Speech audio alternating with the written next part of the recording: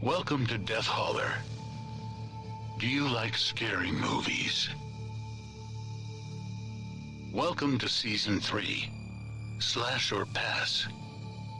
There will be laughter, tears,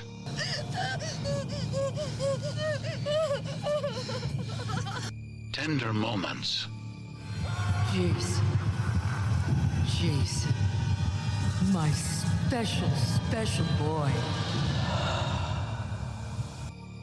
But most of all, screams.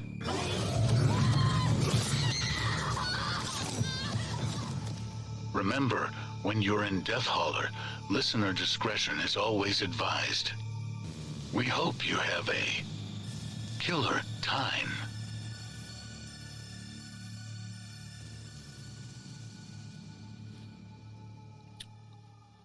Well, here we are, back at it. Just having recorded the Evil Dead Rise recording, so we've got that in the bank. Mm-hmm. For anybody out there that's interested, it's very spoilerific, so you know, discretion on that one. Just don't listen to until you're ready to hear a bunch of spoilers. We do kind of give our thoughts in the first few minutes of that. Yeah. There's a movie though that we've seen otherwise. It's not. Yeah, there's a movie that we've seen otherwise though that we've both enjoyed, and not horror related, but I figured that we'd bring it up on here because why not? Cold open. That's what we do. Mm-hmm. Talk about other things. Super Mario Brothers. Oh my God! What and are I your was going to thoughts on surprise you with the that? Peaches song too. I was planning on doing that, and I was like, nah, that's not horror related. Got to be good. Holy crap, man! The Super Mario movie. I think part of the reason I enjoy this, and I've heard there's been complaints, there's been reviews I've heard that kind of break it down. I was like, well, there's this and too much of this and blah, blah, blah. And I'm like, I went into this movie with low expectations because back in our day when we had to walk through the snow uphill both ways to get to a movie theater to see the Super Mario Brothers, we were greatly disappointed. And John Leguizamo, we're going to bring you up when we talk about this. You did not do us justice. I'm sorry. We were shunned with that movie for sure. So to be able to walk into this movie with my kids and go for it for what it is. It's just a kids movie and a good time. Oh my God, it was amazing. It was more than that. Yeah, it's John Leguizamo crying about the lack of Latino representation is a bunch of bullshit. First of all, he's playing an Italian character, so what the fuck, dude? Like, yeah. I don't even know. You're lucky that you even had a place in that original movie. But secondly, I've heard the complaints. There's some valid points out there. The people who are giving it like mediocre to negative reviews are saying that there's not a lot of substance to the plot. But first of all, it's a kids movie. I mean, they don't all have to. I mean, not every movie has to be Citizen Kane, and I realize that there's some kids movies out there like the original Toy Story that have like quite a bit going on in the background, or even that movie Inside Up, or like is that the name of it? Inside Out. Inside Out. Yeah. There's a lot of depth in that movie as far as like the characters go, and you don't get that in the Mario movie, and I'll grant him that. But there's a lot of fan service in the movie, which helps nostalgia wise for like especially people of our generation, the Oregon Trail generation, as it were, that grew up on the Mario Brothers. I mean, that was literally, and I've told it before in like real life, but that was like my Red Ryder BB gun was the Nintendo NES. Like that was my favorite thing that I ever got for Christmas, and I begged my dad for like a solid year between 85 and 86 because I saw it at a local store, like a kid there, like his family owned the place, and like he was playing it like behind the counter or whatever while work was going on. And I saw it and I begged my dad. And like when I finally got it, like that original Super Mario Brothers was like the thing that I, cherished the most. Like it was the best gift ever. So there is definitely a lot of, fan service and things that Nintendo did to, for the, even older fans like that. Yeah. I mean, me and my wife both looked at each other, having, grown up around that time. Whenever Mario first gets to the castle and there's the two toads outside, and they're like joking with each other because they don't want him to go inside, so they're like, your princess is in another castle, and we said it to each other before they even said it because we knew that that's what Nintendo was going with that scene. So yeah. God, for Mario Brothers being Super Mario Brothers for our generation being the height of our anxiety, I by the way have never beat the games. I couldn't do it, and I actually gave up. But they were so fun. I loved watching people play them and actually get through them. And there's actually videos going around of that. Actually, like you get a video of them doing that, and I'm like, good for you, because I couldn't, But I had heard that it's mostly fan service, and it's like, well, there's a difference between just fan service and nostalgia, because just because you remember it doesn't mean it's solely fan service. You have a story that you have to tell. You have to explain why this is this and why it's not that. Like, for instance, he had an Italian accent at the beginning just for the commercial, but it was a good way to explain that these are not who they were. They were just doing it for, the idea of we're Italian brothers, that being Italian, it means family, it means, quality, it means this, it means that. And a lot of cultures use that. I know Mexicans try to do it too and everything. And it's like, they explained a lot of things, and it's like, okay, so you still have a story you have to tell. And so there's going to be nostalgia in it. There's going to be member berries. There's going to be fan service because you enjoyed it. Don't get mad because that's in there for that. Like, it's just fan service. Well, that means you enjoyed it then. So shut the fuck up, You're being a hypocrite right now. So, well, a hypocritic. A hypocritic. That's a good one. They did. Thing is that they try to throw out that there's no. I've heard the complaint from critics that there's no character progression in the movie whatsoever. That is patently false because, like Mario, the whole point of the movie is that Mario comes to accept that. Like his dreams and like his, his value within himself is valid, even though and his father doesn't feel like that, or that he's leading his brother down a bad path, and that he's, never going to amount to anything, that they should have stuck with their stable job working for Spike, and that whole thing. And they established in the movie that Mario finds his worth, and him and Luigi, prove that, they, they're brothers, their, like relationship with each other is solidified by the end of the movie. And even like Luigi, like has some growth because he goes from being a complete coward, like, to actually standing up for his brother and actually, helping him out toward the end. Yeah. Together they're great, but separate, they can individually do what they need to do. Yeah, but they realize that that they'll always have each other's back, and that's like the main through line of the movie, and it's not a bad thing to promote. It's good, actually. It's a good thing to promote. Yeah, and I've heard complaints about Peach being a girl boss. Now, this movie straddles the line because you got one side saying it's anti-woke, some saying it's full-on woke, and then there's a lot of us in the middle that's like it's neither. It's just it's entertainment. Yeah. It's not trying to project any kind of political message. The anti-woke people, came out there and said, well, it didn't have anything in it, so it's like a thumb to the eye, of all these people. It's like it does have some girl boss moments. Peach is a bit of a girl boss, but at the same time, they don't like go out of their way to like emasculate like Mario. Even though there's people, it's like, well, he's wearing a fucking cat suit. It's like he does in the games. Have you ever played the Wii U version of Super Mario Brothers? He wears a fucking cat suit, and it's one of the best suits you can get because you can actually climb walls with it. You can do a bunch of shit with it.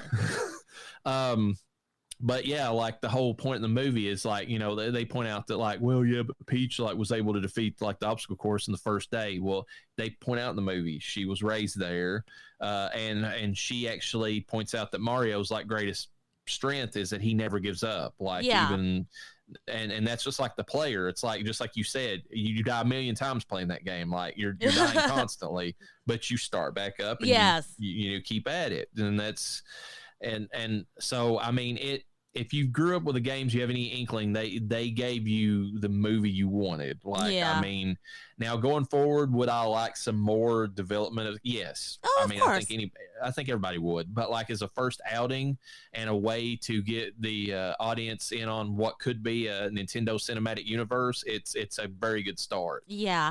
I think the thing that people forget is they're thinking that Peach just needs to be some girl stuck in a castle that needs to be rescued all the time. That's not realistic. How did she get there?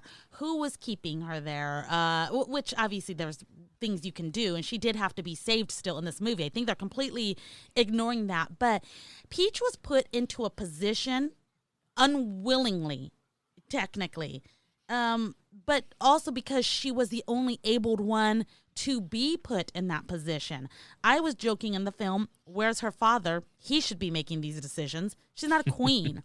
She's Princess Peach. Why did they make her just a princess? Technically, she should be queen. There's no king, there's no queen, whatever. I digress. But she was the only able person. It's like she's protecting her kingdom of animals, and every kingdom had their own leader that was there probably because they were, willing and able to do it. Peach, I don't know so much willing. She was the only able person. She's the only human. She's bigger than these people. And there wasn't as huge of a threat at the time. So, I guess. Yeah, and they even established that the Toads outside of the Toad that we all love, the one that actually joins Mario, they're all kind of like, pacifistic or pacifist or whatever. They're like, they don't really go out of their way to do anything. Like Toad's the exception because like he's like an adventurer. Like even though he doesn't really have the strength or the but he's got the drive to like do bigger things. But he's the exception in the entire kingdom of the rest of his people. Like so I like that aspect of it, and it's. I don't know. It's just there was so many little things, like even the music in the movie. Like oh my God. I could feel like the goosebumps, like whenever I would hear like these orchestral versions of like the songs that like were just on repeat in my brain from like, 86 on, like playing them. So it was so good. They had a good soundtrack both in the original soundtrack and also the songs that they used in their soundtrack, which was very Guardians of the Galaxy, 70s, not too much 80s, but, it went that route. So a lot of good classics in there. Trying to think in terms of where I was going with the movie. Oh, yes. Okay. When you were talking about the brothers, and I said, well, together, they're great, but separate, they can get by. They made it seem like in this movie, like Luigi is not as, Mario's not capable, but Luigi is less because he needs to set a good example for his brother. And is Mario the older brother? I never knew this portion of the story. Yeah, Mario's the older brother. They really treat Luigi like he's kind of an idiot. So, okay, there's that. But I really, really, really, my favorite part of the movie, the thing that stands out to me by far, aside from the Peaches song, which we all know and love, and if you don't, you're living under a rock, is the fact that he was in that other world, which I forget what they called it, the Dark Place? The Darklands? Yeah, something like that. Okay. Yeah. And that was definitely Luigi's Mansion. And he had... Yeah. It's setting up a Luigi's Mansion movie, if nothing else, for sure. 100%. I mean, there's so much that can come from this movie. It's not just Luigi's Mansion. But, yes, they definitely set up a Luigi's Mansion. I have watched my son play that. I have not played it myself. I love it. I think it's a great game. And it showed him how he has his own dreams. He has his own goals. Aside from, yes, he wants to be with his brother, but he does have his own life too. So he doesn't need his brother to be the leader in his world. I don't know. I'm just so excited. Oh, by the way, I saw this in D-Box seats, and I've told you guys about this before. D-Box seats are the ones that kind of have the haptic movement, haptic feedback while you're in it. So the Mario Kart scene felt like you were in the game in VR. It was awesome. Yeah, that seemed like it would have been pretty cool to have watched the movie that way. But as far as like the voice actors in the movie, I have no complaints. Like Chris Pratt, like when I first heard the voice, I'm like, oh no, I don't know how I'm going to feel about this. But they gave the credit in the beginning of it to what him and Charlie Day could have sounded like if they'd put on like the Mario and Luigi accents from the games. And they actually knocked it out of the park. Like they sounded great in that short little video. Yeah. But their voices actually are I loved both of them. Obviously Jack Black's like the best in the movie. Like Yes. he's the standout. I didn't know it was him until I heard him singing. he did a very good job with it, and I love everything outside of it too with him, because he's like been the one most invested in it. And like it's hilarious too, because he's the oldest, probably. I would imagine he has to be older than Charlie Day, but like he's the oldest in the cast or whatever, but like he's totally into the movie and the characters. And I didn't realize this, but there's a video I saw on TikTok scrolling through. Did you realize that when he was a kid, he did the original advertisement for Pitfall, the Atari game? Yes, only because you sent it to me though. When I saw it, I was like, I did not fucking know that was him. I didn't know it was him either, and he was talking about it, and I just thought that's crazy. But yeah, like he's been like on the red carpet. He's been like, somebody came up to him and they said, "How did you get into the Bowser voice?" And like he gives them like, you know, the levels he had to drop his voice to get there. And then whenever they kept talking to him, he's like, "I'm still in Bowser voice, shut up," you know, or whatever. And he had like, you know, he was playing around with it a bit. Oh my God. But Anya Taylor-Joy, she's good as Peach. Oh yeah, I loved her as Peach, and people were like, "Oh, she wasn't a good Peach." Fuck you. She was great. Yeah, I thought she was great in it. Like I didn't have a problem with it, and she's been really into it too. Like basically cosplaying like Peach's outfit, that like you know the premieres of this stuff. You know, like the racing outfit or whatever from Mario Kart. Peach had some peaches in that scene. They were zooming in on that butt on the motorcycle. I was like, don't think I didn't catch that, because I did. The only one, I mean, Seth Rogen with his laugh. Yes, that is a very Seth Rogen sounded point. like Seth Rogen playing himself. Yeah, but he always sounds that way. We didn't expect anything else. Actually, I was surprised at how I expected to be annoyed every time that Donkey Kong said anything, and it wasn't that way. Cranky Kong was the one that I was that I was disappointed with, because Fred Armisen, for some reason, played like an old Jewish man, and like for Cranky Kong, and I did not ever get that out of the character, and it's maybe because of where I'm at and what I'm used to, but Cranky Kong to me seemed like an old Appalachian grandpa that like screamed at the hills all the time. That's what he seemed like to me in the game. Well, I don't have anything to compare. I didn't know Cranky Kong existed. Apparently my kids did. You know, apparently awesomeness skipped a generation, and I missed a lot of things growing up, and I might have been held back a lot by my Catholic parents. But like, I guess I didn't start experiencing a lot of things till I met my husband. And then of course he introduced all that to the kids, and it's like, I'm glad you guys know about this shit. Now tell me where I'm at and what am I doing? Yeah, I've played a lot of Nintendo stuff throughout the years, just because, like I said, where, you know, I got that original system. So I mean, like Donkey Kong Country, like the Super Nintendo to this day is still my favorite system of all the ones that's came out. Yeah. So the Donkey Kong Country, I definitely played those games. I don't think I ever had a SNES. I only had an NES, which I only played. We got a free Mario game with that. Or no, that was Sega. Sega gave us a Sonic game. I don't know what game I had. I know we had a Mario game. I beat the Ninja Turtles game, believe it or not. I made it through that fucking underwater scene. I don't know how you did. I gave up on that game. I'll tell you how I beat, in quotation marks, the Nintendo or the NES version of Teenage Mutant Ninja Turtles. You know how you have to blow in the cartridge whenever the connectors start going bad on those old NESs? Yes. I was doing that one day whenever I was playing Turtles, and I reinserted the cartridge back into the system. The game glitched, and it started showing the ending to me. Oh shit! And I was like, "Cool! I would have never seen this otherwise. Thank you." Oh my god, I don't remember the ending. I have to go back and look at that. But yes, I beat that game. You know, you would think as many times as I started having panic attacks playing Mario, and I forget which Mario game that I played, that I would have given up on Turtles, but I didn't. I think my dad showed me how to beat it. My dad figured it out, and I think he showed me. So there's that. I played Star Tropics, and I beat Star Tropics. I love that game. That yes. was good. I didn't know anybody else who's known that game. My husband didn't know what that game was. And I'm trying to think what else. I played a Final Fantasy game. Great. Okay, moving on. We got the SNES. That we're not here to talk about that. Or not SNES. We got the Sega, and we're not here to talk about that, though.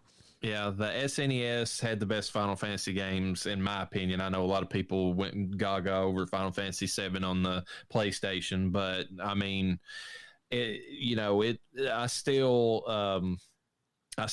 hold up that Final Fantasy VI or 3 in the States is probably where it peaked as far as story went. I mean, it had such a grand story, even if the system couldn't really, the graphics wise, it didn't, couldn't really show it, But if you're talking about just like Mario properties, like that Super Mario RPG that came out on the Super NES, like I was talking to Brandon about it at work, and we would love it if there was some way that they could show it, because that would be epic. It actually had a good story, and it actually had a reason for Bowser and Mario to work together because they had to.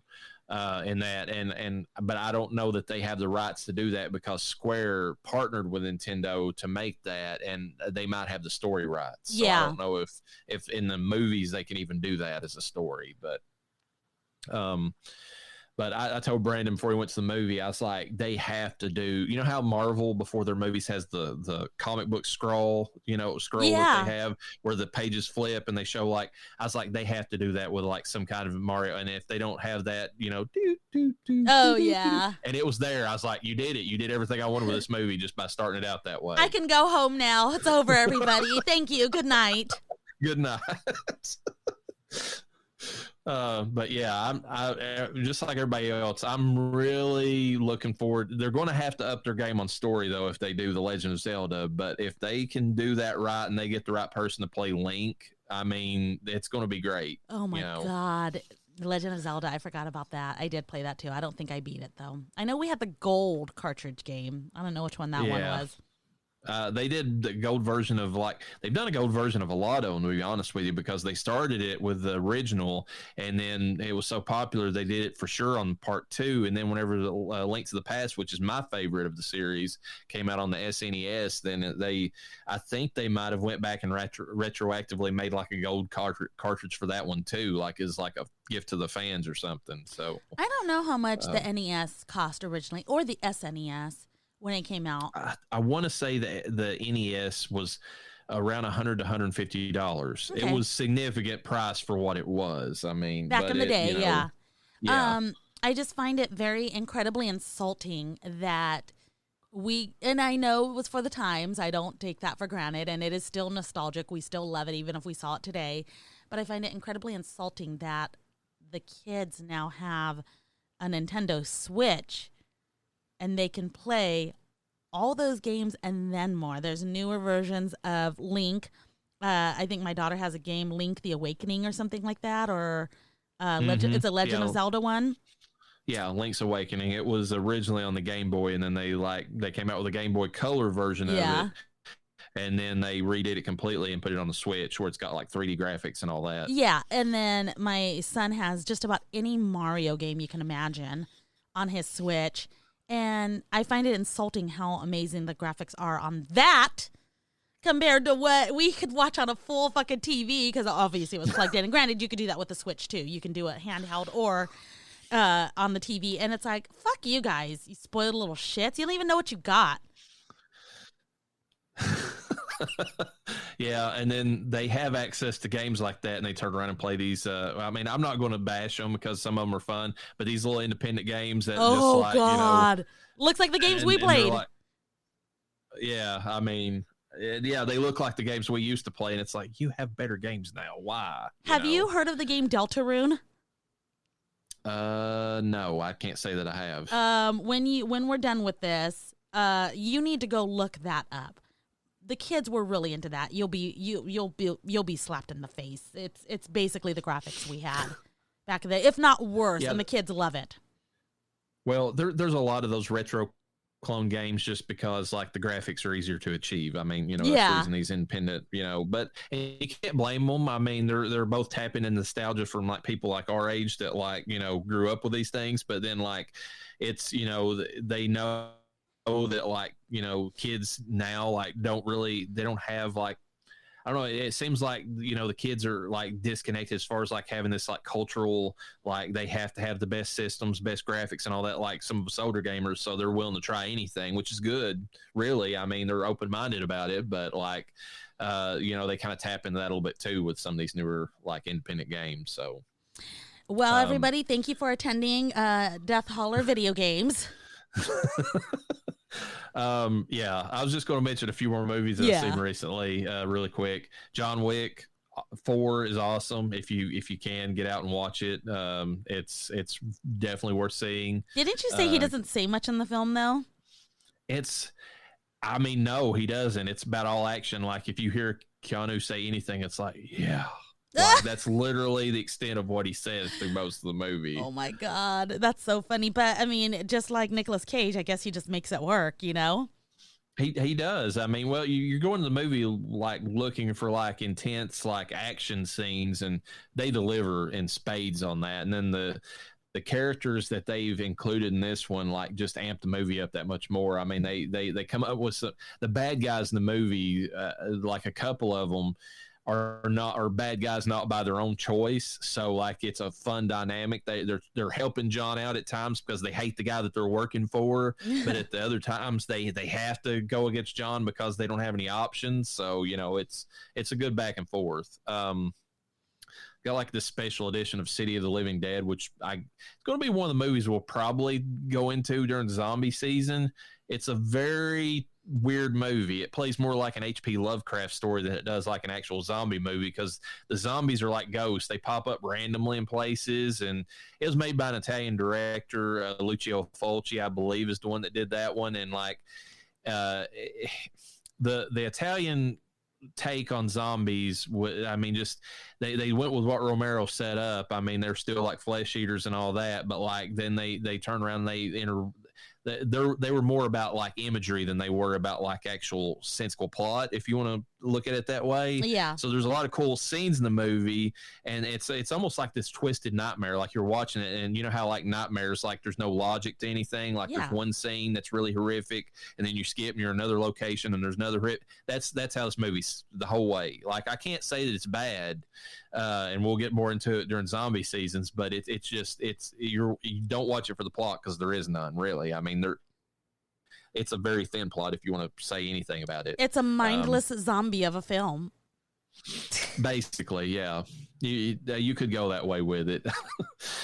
Jacob's Ladder, oh my God. Like first time I'd ever seen that movie, and that movie, now that has, I mean, it might seem nonsensical until you've watched the entire thing, and that movie is a masterpiece. I don't know what season even include that in's the problem, because it's horror, but it's not, it's outside of it.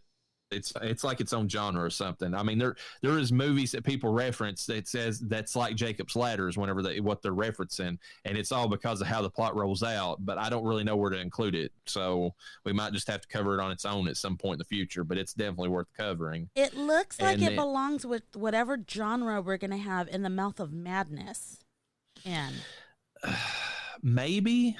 That's more like Lovecraft, but this isn't. I wouldn't say this is Lovecraft. But it almost fits in a little bit in a roundabout way. Now that you say that, it's almost got a feel of something like Event Horizon in a way. You know, it's like I said, it's hard to describe. It's just, but man, it's the opposite of City of the Living Dead in the sense that, I mean, it's got a lot of horrific scenes that seem like nightmares, but the plot is there, and it's all throughout the movie, and it's great. Like it really makes you think whenever you get to the end of it. And then and then I watched Martin. I got like I guess it's the best source they can get on it. The movie still doesn't look that great. I mean, Second Sight Films came out with a 4K version of it, and they said they restored it as much as possible. Of course, though, they found out that there was actually a lengthier version that they thought had been long destroyed. that some like collector randomly had, and he basically wanted a king's ransom for it, so they weren't able to secure the rights. So this is the only version we're going to get right now, at least, of it. But it's like it's a Romero film that's kind of strange in the sense that it's like it feels very, very small and independent, more so than any of his Dead movies ever did. But it came out in the middle of those, and it's like this small little story about this guy named Martin who thinks he's a vampire. Oh my and God. like he attacks people like with razor blades and stuff to like drain the blood out of them after he's like drugged them or whatever to keep them docile. But then like his uncle feeds into it, so by his uncle's like this religious freak who tells him that he is a vampire and that he will make sure that when he kills Martin, that his soul is prepared to go to heaven. He has to, or something like that. So it's like, did Martin get that way? I mean, they hint throughout the movie that Martin got that way maybe because he was raised in a family that always told him that he was, this creature of the night. So it's more like it was, his delusions came upon him because like his family forced it on him rather than he was actually that way to begin with. But like it kind of, it's a weird movie. There's some, like in the middle of it, it picks up, and I actually enjoyed parts of it really well. But then there's other parts of it that is kind of a slow, just like slice of life type movie for the character, even though he's like doing these things. And I don't know, it's not like my favorite Romero movie. I can't say that at all. I've heard other people like, go on and rave about it, but it's not the worst thing I've ever seen by the man, but it's definitely not up there with like Day of the Dead, which is my favorite, zombie movie that Romero ever did. So yeah. But it's technically a vampire movie. We might cover it during vampire season because it is weird. I mean, it is a different type of vampire. I don't know. We might come back to it at that point, but anything that you've seen besides Evil Dead Rise that you want to talk about before we get into the main podcast? Not that I can remember at the moment, no. So, because I'm boring. Okay. Well, let's let those folks in. Let's get this thing started. Let's do it.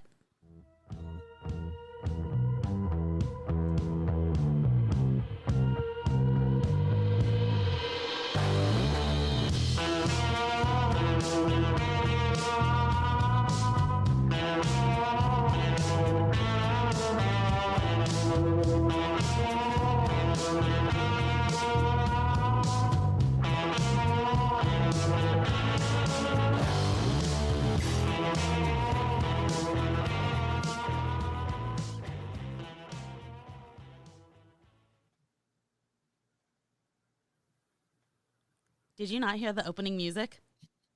I heard the end of it just now. I was getting ready to start. So, yeah. Surprise. Hello, everyone, and welcome back to Death Holler. I'm your host, the Reverend Dr. Death, and joining me, as always, is the Dream Master herself, La Urena. Pulled anybody else into your strange prophetic nightmares, Urena? Just my dog. Like, I literally do. Now, I don't think I'm pulling him in the dream. For real. He's just in the dreams. But he does prevent me from doing stupid shit in my dreams. So I think that shit is legit. I really do. Well, I mean, if good Jason Borkvies or whatever you name the character can or Barkvies can help you out, then there you go. So it's a certified good boy, Jason Borkies.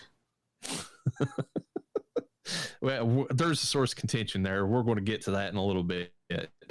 In this episode, we continue our breakdown of the Nightmare on Elm Street movies. This time we cover what many consider to be the lowest point in the series, at least with regards to parts 5 and 6. However, to make up for the low kill counts and subpar stories, we do get some of the most inventive kill scenes we're ever going to see this season. So I suppose there's a bright side to every dark cloud. So move that stack of old comics. Make you a nice place to chill out on the old waterbed and power up that old NES, because this time we're playing with power. And if you're enjoying the podcast, we'd appreciate it if you could take the time to like, comment, and subscribe on whatever podcast platform you prefer.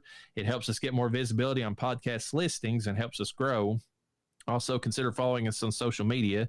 You can find us on TikTok and Twitter under Death Holler Pod, and we can be found on Instagram and Facebook under Death Holler Podcast. We appreciate everyone who listens and hope you enjoy the show. But first, let's attack some bees. What is that? What is that? What is it? Oh, no, not the bees! Not the bees! Ah! This episode, we're covering Alone in the Dark from 1982. Taglines for this one: when the lights go out, the terror begins. Directed by Jack Shoulder, who, if you remember, was the director of Nightmare on Elm Street Part 2. So there's that. He directed the gayest of the Nightmare films. Written by Jack Shoulder, Robert Shea, and Michael Harpster. We have principal players Jack Palance, who plays Frank Hawes, or Hawks, the crazy POW. Been in a few horror movies, Without Warning being one of them. He was also, of course, Curly in City Slickers 1 and 2. Played in Batman 89. He was in Tango and Cash, and then also in Young Guns. Have you ever seen a movie with Jack Palance before, Urena? I don't think so. You didn't watch any of the City Slicker movies then? Oh wait, yes. Okay, I know who you're talking about now. Yes. Okay. It's hard for me to watch Jack Palance because clearly the man had like advanced COPD like later in his life when he was filming some of these movies that I'm more familiar with him in, and like it's just hard for me to watch when him whenever he's portraying the characters, because you can tell he's like struggling for breath, a lot, and I don't know, just something that, I don't know, maybe something about me, OCD or whatever, like I fixate on it anytime I see him. He even has, like, in medical terminology, it's tangent, but like whenever you get really advanced COPD, like somebody who's been a smoker for years, they start to, out of necessity, they start a way of like breathing where they kind of form like an O with their mouth whenever they're trying to get like air in, and like it, and I can't remember the term for it, but there's a specific medical term for that type of breathing, and like Jack Palance has it, like when you see him in movies. And I probably ruin that for people that don't obsess on that stuff, but I'm sorry, it stands out when I see him. Wow. Dwight Schultz plays Dr. Dan Potter, who is a new psychologist at the facility in the movie and a family man. He's our protagonist. Deborah Headwall plays Nell Potter, Dan's wife. Elizabeth Ward plays Lila Potter, Dan's daughter. Lee Taylor Allen plays Tony Potter, which is Dan's hippie head case sister. Philip Clark plays Tom Smith, the handsome nuclear protester. Brent Jennings plays Ray Curtis, the third floor caretaker. Steve Dash plays Dr. Barkin, who had a car, and that's how the four main killers escaped from the mental asylum. And if you remember, Steve Dash was one of our Jasons, and I believe it was in part 3. He played one of the two stuntmen who portrayed Jason in that movie. Nice. Ralph Corrado Jr. plays the looter who's in the wrong place at the wrong time. Keith Redden plays Billy, Bunky's love toy. Carol Levy plays Bunky, who is the Potter's hot nanny. And just like any hot nanny back in the late 70s, early 80s, she was less worried about the kids she was protecting, more worried about the sex that she could be having while the parents were away. And with a name like Bunky. Gordon Watkins plays Detective Burnett, who's the local popo. Donald Pleasance plays Dr. Leo Bain, who's the hippie psychologist in this. It's kind of funny because he plays like the camera negative version of Dr. Loomis, from the Halloween movies. Instead of being like this obsessive, very like this guy has to be killed type character. In this movie, it's almost like they want him to play. I mean, they specifically chose him to play the opposite type of character because he's like, oh, even with the hardcore killers that he's like, gotten the third floor, he's like, no, they're just misunderstood. We've got to understand their journey and just find them. They're lost and we need to pull them back to the light, that type of character. Whereas Dr. Loomis is like, no, I gotta fucking kill this guy. Give me a pistol. Where's Michael at? Let me kill him. We got to reason with them. Erland Van Lith plays Ronald Fatty Elster, who's an obese child molester. Gross. Yep. I got a question mark here down for John the Breeder Skaggs. He's actually, I know the actor in the movie, but I'm not going to reveal it at this moment in time. If I'll get into that a little bit later, and I'll give you spoilers if you want to watch the movie and be surprised. But And then Martin Landau plays Byron Preacher Sutcliffe, who's a religious zealot and a burn bug. He likes to go. He actually is so into religion he likes to burn churches down. That's kind of his craziness that he has. I mean, I get it. He's done several things for Tim Burton. He was in the Frankenweenie. He was a voice in Frankenweenie the cartoon or the claymation. He was in Sleepy Hollow, and he was also in Without Warning with Jack Palance. And then we have Lynn Shay. Of course, Lynn Shay's in this because it's a New Line movie, and I can't remember. I don't know if she's like. I want to say I read that she's like a sister to Rob Shay, but married or a sister, however she's related to him. She's in like every New Line movie at some point, and she's making her obligatory New Line cameo in this as one of the receptionists. So. Synopsis. Dr. Leo Bain is the hippie in charge of a mental asylum housing some very dangerous patients. Believing that they are all on their own journey and capable of rehabilitation if not treated as criminals, Leo's only security system relies upon the presence of electricity to trigger the auto-locking doors and window shutters when one of the men on the level 3 tries to escape. This is all explained to the new psychiatrist taking the place of the last counselor to watch over level 3. Of course, in movie logic, since they introduced that concept, there's a local blackout, and the 4 men, a crazed prisoner of war, an obese child molester, a religious arsonist, and a prolific woman-murdering serial killer, all get loose and make their way to the new psychologist's home. That's because Jack Palance's character is convinced that Dan Potter has killed their old psychologist, and he is trying to insinuate himself into their lives now, and so it's incumbent upon the 4 men to kill him, and to avenge the death of the previous counselor, even though he's still alive and working in another state. But you're talking about crazy people, so yeah. Let's see. Throats are ripped open, houses are set on fire, and crossbow bolts are constantly flying from the nearby woods. Turn the lights off and watch if you dare. Bum, bum, bum. Bum, bum, bum. Body counts 12, which is respectable. Oh, that is, yeah. Because some of these Freddy movies we're going to review, they're low. Some of them are below 5. Oh, my God. They're so low that they barely qualify as slasher movies. We have Ray Curtis, who works in the mental asylum as one of the orderlies, has his spine snapped in half by Fatty. Nice. Dr. Barkin is thrown out of a car by Fatty.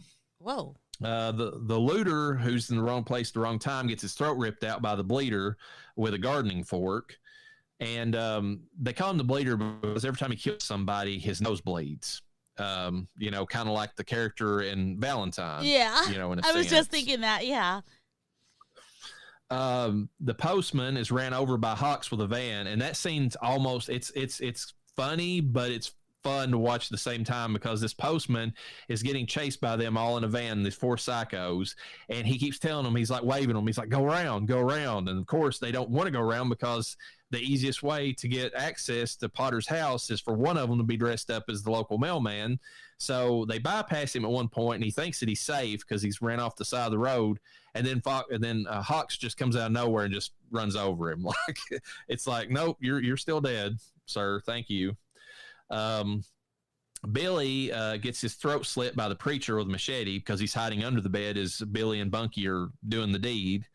Billy and Bunky are getting funky. Yeah, getting funky on that bed, and then Billy gets his throat slit. Bunky runs out of the room, getting away from the preacher, only to meet face to face with Fatty, and he's like twice her size, so in both ways, length and width, I guess. So he like just picks her up off of the ground and chokes her, that way until she's dead. I saw a picture of that when I looked it up, and it's funny because she's only wearing panties and a t-shirt, but she looks like she's got a pretty big front bulge, and I thought it was a dude for a minute. It's not. It's her. She's got a fat chalupa is what she's got, even though she's not fat, so. Yeah, if it was nowadays, you'd have to be questioning that. But back in those days, you could be fairly sure that they were, outside of a few movies that were explicitly about cross-dressing killers, I guess. Which is its own genre. She definitely was packing a puffy taco. So, Well, she was in the middle of some business, so it might have been also because of that too. I mean, that might have part of it, but Detective Burnett is shot in the chest by Hawks with a crossbow. Basically, anytime somebody tries to walk outside, which is, I always hate it in movies when there's no established reason why the characters can't escape. But just like we talked about in Evil Dead Rise, they give a good reason in that movie that can't. And in this movie, they do too, because anytime one of the main characters tries to step out, a crossbow like literally flies past their head. God damn. So, I mean, you can't run out there and just get, that way. So you got to do something else. Dr. Leo Bain, who shows up at the house finally at this point in the movie, is hacked to death by the preacher with an axe. And he's still, and they go out there to save him. Like, they have a moment to try to save him, like Potter and the rest of them. And he tells them, I mean, still being a hippie, he's like, no, he's like, this man is just, he's in pain. Let me try. And, of course, preacher hacks him to death. So there you go. Fatty gets stabbed in the back by the bleeder with a cleaver and hammered in further by Dan with a baseball bat. Holy shit. John the Bleeder Skaggs, and this is a spoiler, folks, so don't listen to this next part, who's also Tom Smith, the attractive guy that Dan's sister met at the nuclear war protest, is the same person. And because right after he kills Fatty, and Dan has left the room to see, because he's heard some rumblings that, the preacher is like set fire to a part of their house, and so he's went to deal with that. While he is holding Tony, the Tom suddenly starts bleeding from the nose, just like the end scene of Valentine. And we know that one of our killers who's disappeared the entire movie after he rips the guy's throat out with a gardening trowel is in fact the handsome guy that was at the protest. So there you go. The bleeder's been with them the entire time, and they didn't even know it. He's stabbed in the stomach by a nail with a knife. That's how he gets taken out. And Byron, the preacher Sutcliffe, is the final one that's left in the movie, is beaten to death by Dan with a fire extinguisher. Now, you'll notice that Hawks was never killed. That's because there's a scene toward the end of the movie where Hawks has them all. He's got the crossbow in his hand, and it's right after they've killed Preacher. And Dan is like trying to reason with him because he's going to get shot and killed otherwise. And he tells him, and Hawks reveals he's why they've been killing him. It's like, you killed our previous counselor, and he's like, no, I didn't. And then it just so happens the electricity comes back on. And on the TV screen, their previous counselor is being interviewed because they've heard about the breakout on the local news. And when he sees that, Hawks lets him go because, he's convinced at that point that the counselor really did live. Now, there is a coda at the end of the movie, right before the credits roll, where it's later on that night. They're trying to recover, the police are dealing with all the looting that went on in the town during the blackout and everything else. And Hawks happens to go to the punk bar that Tony, Dan's sister, took him to earlier in the movie. And he meets this punk rock chick, and she and she's talking to him, and she's talking to him like she's almost hitting on him, but like it's and he's got like a pistol, and like she, and she's being nihilistic punk rocker. She's like walks up to it and basically puts it against her throat, and it's like, I bet you wouldn't do that. And then he gives a look like he's getting ready to start killing again, and then the movie kind of cuts off. So that's how the movie ends. I actually, kind of just review of the movie, I actually like it. It's interesting because obviously Fatty's the most despicable. Child molester. Yeah, kill that motherfucker. And he has a scene with Dan's daughter in the movie, and you really get worried for a second that something bad's going to happen to that little girl. Because they're all alone at the house. Dan's like at the insane asylum trying to figure out what happened where the guys are at, and his wife and the sister were at the nuclear war protest, and they've been arrested, and that's where they meet Tom, or the bleeder. And so she's all by herself with Fatty in the house, and it's just like, oh fuck, this is going to go bad. It's just so funny that he's called Fatty. Every time you're saying it, I'm just dying. Well, he does have a name, but everybody calls him Fatty, so it doesn't matter. Yeah. The Preacher by Landau is one of the highlights, just because, like, you know, there's a nightmare scene at the beginning of the movie that is like, it kind of gives you an insight into his character. Like, he's dreaming, like he's just, and I thought the movie's going to start out really bad because of this. It's like the acting is super flat. Like he's randomly at like some like 1950s esque like diner somewhere in the middle of, you know, any town in America. He sits down at the counter. He orders the food. There's a guy next to him. They have like a very just like short back and forth conversation. It's very flat, like they barely put anything into it. And then there's a fire that flames up in the back of the diner where the cook's at. And then out walks Donald Pleasance playing like this fry cook character. And he starts like going in this tirade about like the sins of hell will be delivered upon, you know, and like, and then it cuts out and it's the preacher, and like he's, you know, like had a nightmare. So it's like you get, and then the rest of the movie, he's like, instead of being flat, he's like he's not overacting in a bad sense, but he's like out there, you know, like with all of his acting. And so it kind of sets up that like in his mind, he's just being perfectly calm and rational. And like, it's just like, you know, the religious zealotry or whatever comes to him, you know, from like outside sources or something. Yeah. So it's kind of a neat way to introduce the movie, and like his character's interesting.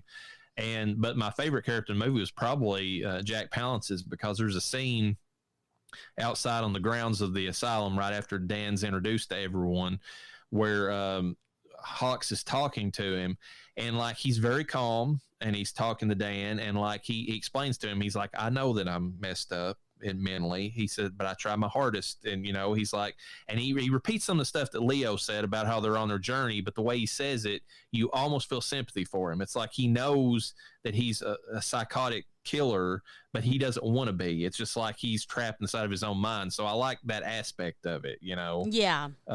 And it's just strange too, because it's a slasher movie, but there's 4 slashers in it, and they all got their own thing going on, you know. So not a bad movie by any means. I actually recommend it. I mean, it's a little slow at times, but it's not slow enough that it ever drags down the movie. It always picks back up with like some scene, either with a preacher going out there with his, like, you know, the sins of, you know, whatever, or the bleeder shows up at some point.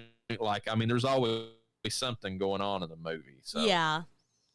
If I was going to give it a Nick Cage rating, I would give it It Could Happen to You. It's a decent concept and a fun watch. I mean, it's nothing that I'm going to ever like go out and like be like, this is the greatest thing ever. But like, I could see why there's a lot of people out there that kind of hold this up as like what kind of an underrated, like lost slasher movie from the 80s. So.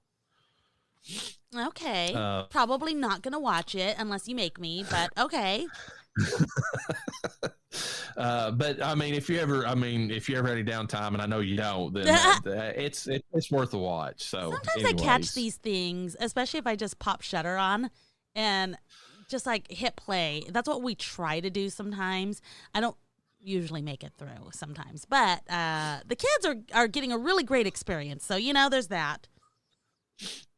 But let's get back into the Freddy of it all and start up with the Nightmare on Elm Street. This time we're going with part 4, The Dream Master from '88. Taglines, there's several of them here. Are you ready for Freddy? Okay, that's awesome. It's better than some of the other ones. Oh, it for sure.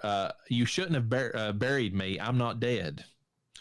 And then the biggest nightmare of them all. But was it? No, we'll get to that. There's some debate on that. Directed by Rennie Harlan, who we've previously discussed on this podcast, who as a Tag of the Bees for Prison. Written by Wes Craven, the characters at least. He didn't actually have a hand in this script in any way, shape, or form. William Kotzwinkle and Brian Hedgeland wrote the story, and Hedgeland and Jim Wheat is Scott Pierce, and Ken Wheat as Scott Pierce wrote the screenplay. And so I found this out in the trivia. Anytime that Jim and Ken Wheat wrote a movie that they didn't want like their names officially on because they thought it was kind of a bad movie, they always put Scott Pierce as like their alter ego name. So there you go. A lot of confidence they had in this one. Music by Craig Saffin. Budget of $12 million. It made $49.4 million. I mean, That's pretty. yeah. It's not lighting the world on fire like the Scream movies did, but that's respectable. Yeah, it is respectable for sure. That's how I was thinking of it. Principal players. Lisa Wilcox plays Alice Johnson, our final girl. And she was also in part 5. We'll get to that in a little bit. Probably I would say for the listeners, that'd be the next episode when we break these up. She was also in the Fat Boys video. Are you ready for Freddy? She was in Savage and also Red Hollow. And she's gorgeous now. I don't know if you've seen like pictures of her, but like she had a glow up is all I can say, because like I didn't think she's okay in this movie, but she is a knockout now. Like I don't know. Well, I didn't think she was ugly in the film, but she aged very well. Yes, she did. Fucking teach me the ways. Yeah, they had her on that behind the scenes, like Never Sleep Again, documentary. And anytime she showed up, I'm like, God Almighty, that she's gorgeous. Like, I mean, yeah, and like even like the castmates in the movies that were around her, like the some of the female actresses who were technically hotter in the movie back in the day, like they aged okay. I mean, nothing wrong with them, but it's like night and day. Like she just, I don't know. Robert Englund, of course, back as Freddy Krueger. I don't know that you can technically make a Nightmare movie without him. We'll get to that whenever we talk about the remake eventually. Danny Hassel plays Dan Jordan, the hunky jock in the movie. He was actually a nice guy, shockingly. Yeah. Normally the jock is always the asshole in the movie, but yeah, he's definitely the nice jock. Of course, comes back for part 5. Ken Sagos plays Roland Kincaid, back from part 3, playing the strong Dream Warrior. Rodney Eastman plays Joey Crucial again as the horny Dream Warrior. Ooh. Tuesday Night is playing Kristen Parker. She's filling in for Patricia Arquette in this movie, and there's a lot of debate on that one about why that happened and if it should have happened. But she is the psychic of the movie and the former final girl. She would come back though in New Nightmare when we review that movie, and she was in one of the Amityville movies later on, Amityville Moon, which Amityville gets some stupid places because it's not technically a name that they could copyright. So there's all kind of, independent filmmakers are coming out with Amityville movies, with different names. I sent you one the other day. Amityville Backpack is one that's coming out here soon, and that's how stupid it gets. I can't with that one. Absolutely cannot. And then somebody I know who's like big, he's associated, he's like a good friend of the Dead Pit guys, like, but he's got like, he loves the most horrible, like if you got like his name, he goes by Curly Jaws. And if you watch a film franchise, he likes the worst movie in the series. So like for the Jaws series, for instance, like everybody agrees, I think it's like part 5 is the worst Jaws movie that was ever made. Like just the worst. That's his favorite. That's his thing. Like he likes the ones that are shit, of the series. And then he tells you the ones that everybody likes the best are the garbage ones. Like, the original Jaws, for instance. But he made one called Amityville Curly Jaws, and it's as bad as you could imagine. But he did it with like a tongue-in-cheek type thing, so it's actually kind of funny. But regardless, we have Toy Newkirk playing Sheila Kopecki, who's the nerdy girl, and apparently not black enough, but we'll get to that in the trivia. Andrus Jones plays Rick Jones, brother to Alice, kung fu enthusiast. He was in the Night Trap video game. Oh, yeah. Night Trap. I like that. Brooke Thies plays Debbie Stevens, who's the hot gym rat in the movie. And she was on Just the 10 of Us. And if you can remember, and I'll get back, then I'll bring it up again in the trivia. But like Heather Langenkamp was on Just the 10 of Us. There was one, I think the little girl that pops up in all these movies, like in the dreams, is from Just the 10 of Us. So apparently they New Line and Just the 10 of Us sitcom, like just shared actresses like left and right. We have, at least from my point of view, Death Holler favorite, Linnea Quigley, pops up in this movie as one of the souls in Freddy's chest toward the end of the movie. And she's just there to show her boobies off, folks. That's all she does. This is the one with the 50-foot Freddy, isn't it? Yes, it is. Okay. Yes. Hope Marie Carlton plays the pinup girl, and she's just there for boobies. And then Jason the dog is the bad puppers. He is not. We're going to debate that here soon. But anyways. He is a certified good boy.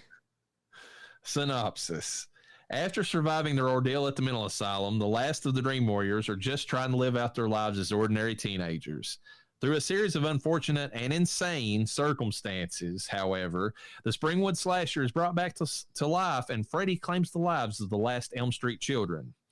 Freddy, seeing an opportunity to expand his collection of souls, goads Kristen to use her dream powers to call in Alice so he can attack the rest of Springwood's children. Waterbeds are deadly honeypots. Sucking face is not all it's cracked up to be, and all the workouts in the world won't save you from a roach motel. Body count 7, and yes, that is down from like some of our bigger movies that we've had, but that's not bad. It's not. Still respectable. It's still above 5. It's above 3, which we're going to get into in the next couple of movies. Oof. Believe it or not. Well, I mean, what is it to take to be a serial killer? It's more than 2, so it's like 3 or more. 3 is like the bare minimum or something. Yeah. So like you have to. It's above the minimum, you know. I almost feel like that scene from, like I can imagine Freddy being like to the feds, like, that scene from Office Space. So, I have to wear 15 pieces of flair. And then we're like, well, I mean, 15's the minimum, but we recommend more, Yeah. Seriously, we recommend more, Freddy. The 7 people killed. We have Roland Kincaid stabbed in the gut 3 times with the finger knives. Joey is pulled underwater and killed with the finger knives. Underwater or under covers? I'm just kidding. Both, technically.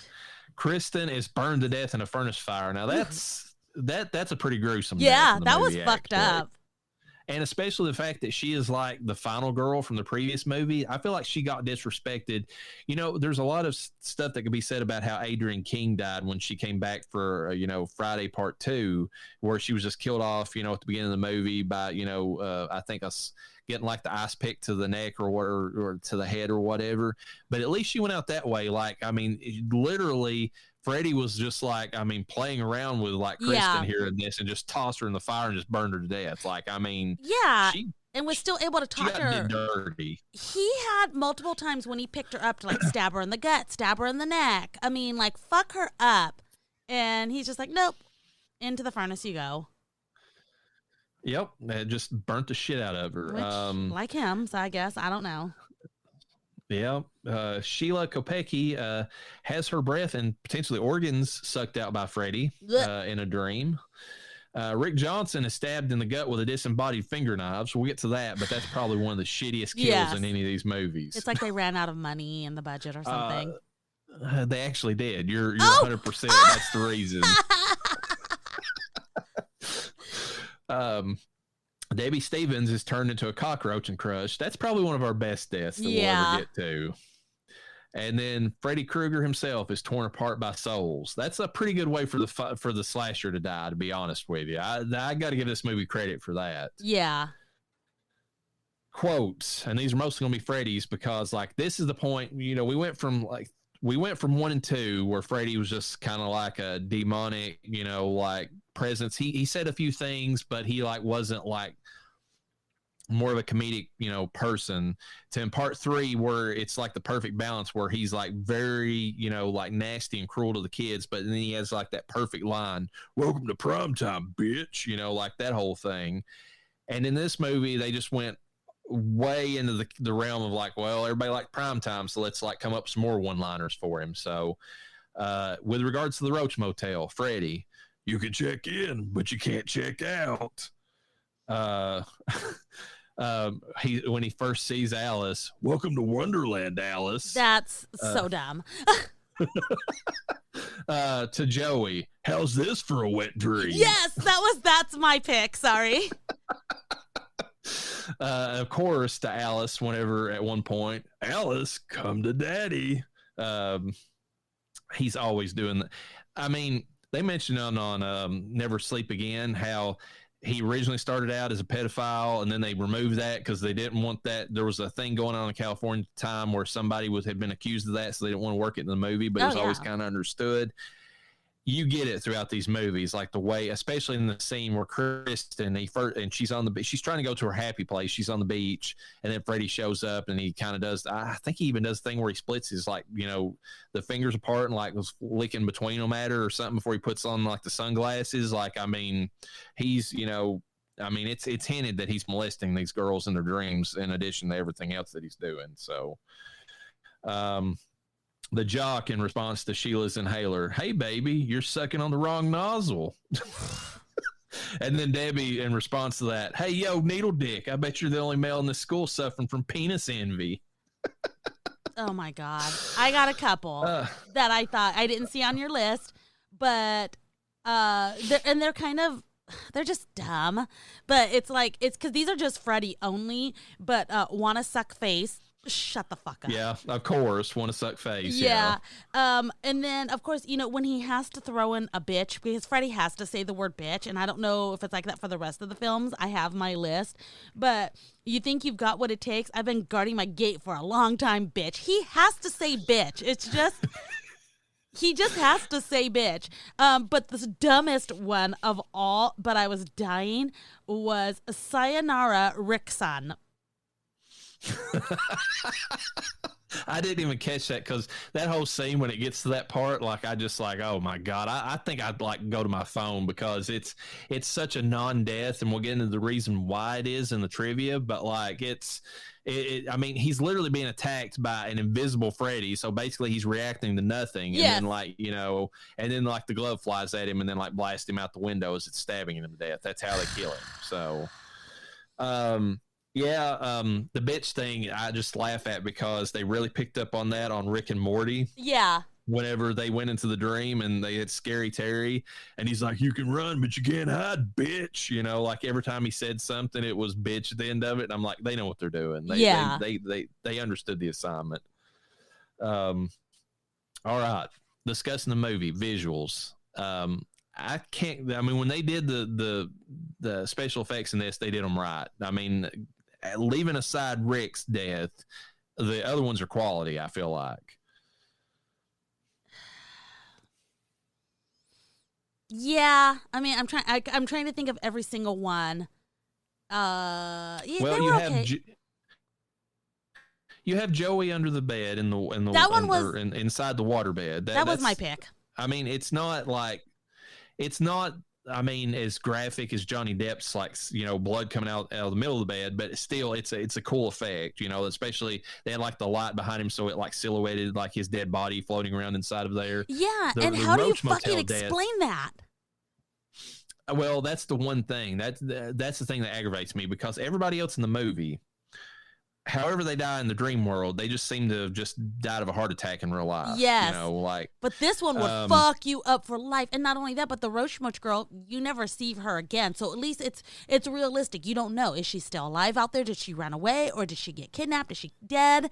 Like, you never really know. She's just crushed in a fucking roach motel, Yeah, it's. I think it's kind of assumed in her like reality that like she either like, because she was working out at the time that like she went to sleep for a split second and they ended up in the nightmare. So either she had her like windpipe crushed by like the weight that she was lifting, which is a reason that you have spotters. Yeah. Or she happened to like or if they would have found her body, it would have been like all the limbs would have been snapped off or something. Because there's at one point that he's like breaking her arms backwards to expose like the roach particles or whatever that's coming out. So yeah, it was cool. It was a cool death. But the one thing that I don't like about this movie visually is that even though it has some cool deaths, like the way that it was filmed looks a little cheap at times. I don't know how to explain it. I guess I wouldn't have said it at first, because at the end of the day, this is it's number 4 in the series, so it's getting tired is the only way I could say it. Which is what you don't want to do in these movies, is get tired. But yeah, it's getting tired. And yes, you're right. It looked super cheap. There was some okay scenes that looked okay. I think when he was maybe because there was more light, so when he was throwing it in the furnace, it looked a little bit better. When good boy Jason Voorhees was peeing and had the fire going, I think whenever there was light, it was a little bit better. But when the dark scenes were not great. Well, it's funny you say that because the light was both a blessing and curse. I agree with you. And the scenes where like she's lit up, Kristen's been thrown into the furnace, the dog and all that. I agree, those look good. Yeah. But at other times in the movie, at the school, whenever they were showing stuff, they were doing like almost like some of the scenes were like fisheye lens type things that looked more like Sam Raimi than they did like Nightmare, and they didn't really fit. I didn't feel like they looked out of place, and the way that they were lit, that's the part that bothered me because they had that natural like cheap lighting, at those times. They didn't like we talk about with independent movies where it looks like you just took a camera like on your phone, went outside and recorded it. I mean, there's nothing wrong with how that looks necessarily, but it's not a film look. You and your brain kicks in and says, okay, this is cheap. Like you recognize the difference, The one that stands out to me is when what's her name's about to suck face with Freddy, and she's in the classroom. There's a lot of quotation mark natural light. I don't know that it is natural or not, but it looks that way. Yeah. Yeah, but it doesn't. It looks cheap to me. That's why. Yeah, I'm saying it's on the cheaper end. Yeah, and not only that, but was it because it's a dream sequence? You know how I told you how a lot of the dream sequences during the day have that blurry look? Mm-hmm. But then at the end, and I'm not sure if it was this one or if I'm mistaken, another movie, they're walking away during the day and it still had that fuzzy look to it, and I couldn't tell if they were dreaming or not, and I didn't think anything bad happened. I can't that if you're talking about the end stuff, like I don't even remember. I don't think it was this one because I think this one ended like shortly after Freddy's like torso scene, which that's another good scene, special effects wise. That scene looks awesome. The making of that is literally the best. And I want to say it was fucking Mrs. Quigley herself that was showing herself getting painted with the stuff that they put on them to make them slithery and slimy. And she's wearing like a bodysuit. And she had some knockers on her. The actress that I remember them filming, it had to have been her. She did, yes. And it's funny because they showed it on Never Sleep Again. They were filming that, and they wasn't watching it too closely, and it was kind of loose near the top. And like while she was really getting into it and really pressing those knockers against like that stretchy stuff, the whole thing collapsed with her and like the 2 or 3 more people that were behind her. Oh my God! In that scene.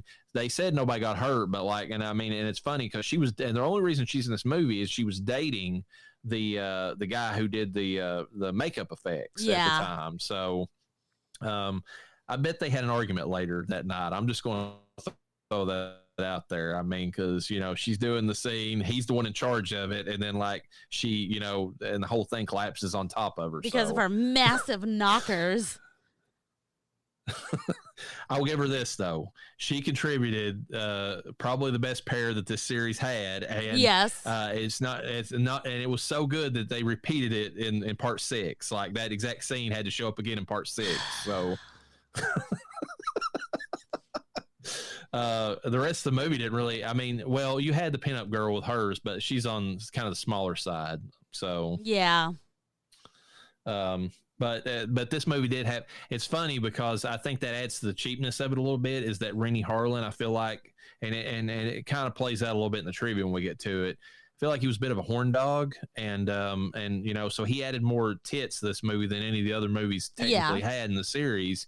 But at the same time, I mean, he did it in a way. I mean, it's appreciated by some of the fans because, I mean, that's kind of what you got out of slasher movies. It was assumed that you would get something like that. But then again, the way that he treated some of the characters, they were more caricature than they were actual, like, a character you felt like for. The only person in this movie that felt like a real, like, I mean, well, I would say Kristen feels okay, like, as far as a character. They give a little bit to Tuesday Night to work with.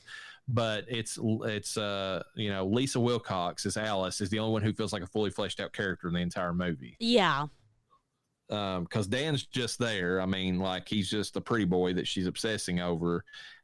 And it's really up to Lisa to pull the majority of the acting weight in this entire movie. Yeah, a lot was on her. Like, everybody else was just there. And they technically served a purpose, but it didn't feel like anybody was fighting as much as her.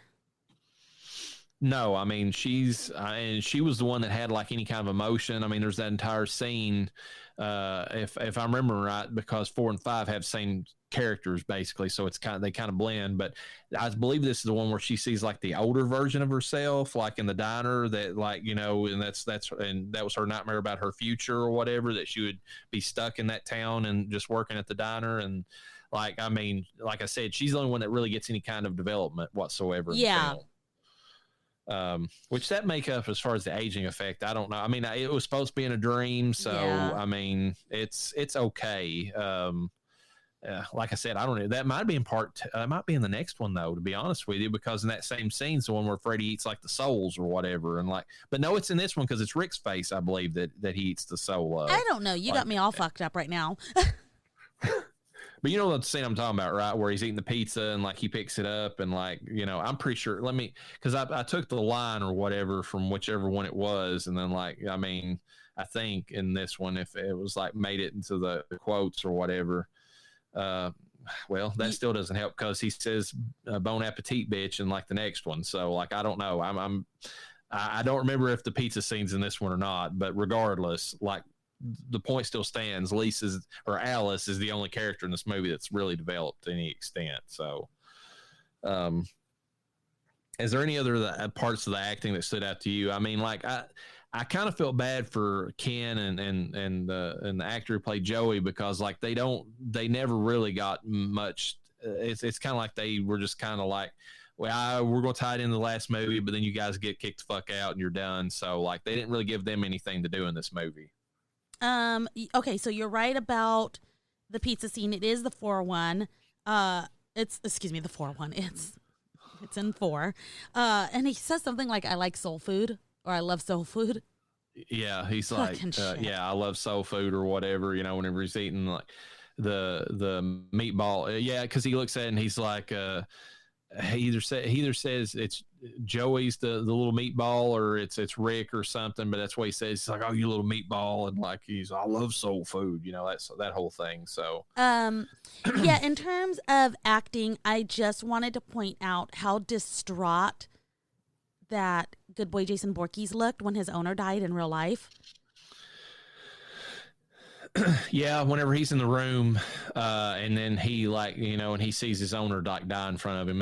That was, I mean, to give the good boy, bad boy, or dog debate a little bit of a push toward your side of it. I will give him that. He did try to help out his master or at least he seemed concerned that he was very distraught, and that was sad. I was like, oh, because there's nothing he could do. And to his credit, he was not really in the dream.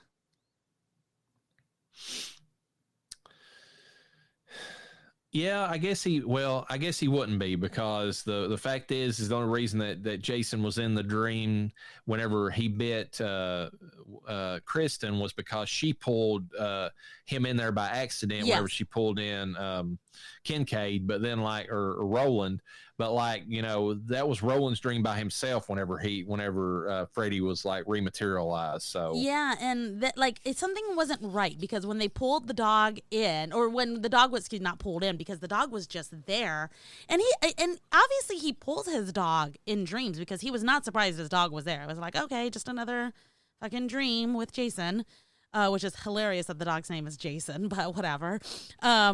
And the dog is very adamant about this one area. He's trying to show him something, and then he's digging, and then he does the pee thing. And I'm sorry, but the dog does not pee fire. That wasn't really Jason. That was fucking Freddy fucking with him. It's possible. I'll give you some points in that direction for that. When we get to the Death Holler Wars, we'll discuss that a bit more. Story-wise, this movie was also kind of a shit show because, it followed the same formula, but and one thing, the lore-wise, that I did appreciate with it is established that technically, according to the whatever boundaries of his revenge ghost story that was going on, Freddy could only attack the children on Elm Street specifically, because those were the parents that specifically caused him to, die to begin with. And so he used Kristen's dream warrior ability to pull other people in, to pull someone in who was from outside of there, and then use her as the gateway to, get to the rest of Springwood's children. So I appreciate that. Yeah. But I feel like the rest of it was just kind of strung together, just like, hey, we're making a movie, like it didn't really, I mean, I'm not saying it's bad. I'm just saying, like, it's not like a highlight by any means. It's just, it's just another way to have a sequel with some cool kills. Is really it. So yeah. Well, I will say that I definitely respect that he's trying to kill, quotation mark, the last of the Elm Street kids. And obviously he's going to branch out a little more. I will say that I wasn't understanding. Did Kristen just not have... Dream warriors have a little bit more power in their dreams than the average person, but she didn't seem like any kind of dream warrior at all. She just was a vice. Yeah, that was the thing that aggravated me, because they set up in 3 that even though her main power was that she could pull people in, and that was like her, I mean, like, that's an amazing ability that nobody else had. Yeah. Like, her other ability is that, I mean, they kind of showed that, I mean, she could at least, I mean, even though it was kind of Nancy who stood up in her place, she could kind of at least, I mean, she had the ability to kind of push back against Freddy a little bit in certain ways, and not just be like the damsel in distress, where in this one, she was relying upon Joey and Kincaid to kind of come in there and kind of save her ass, is the way they established this. So, yeah.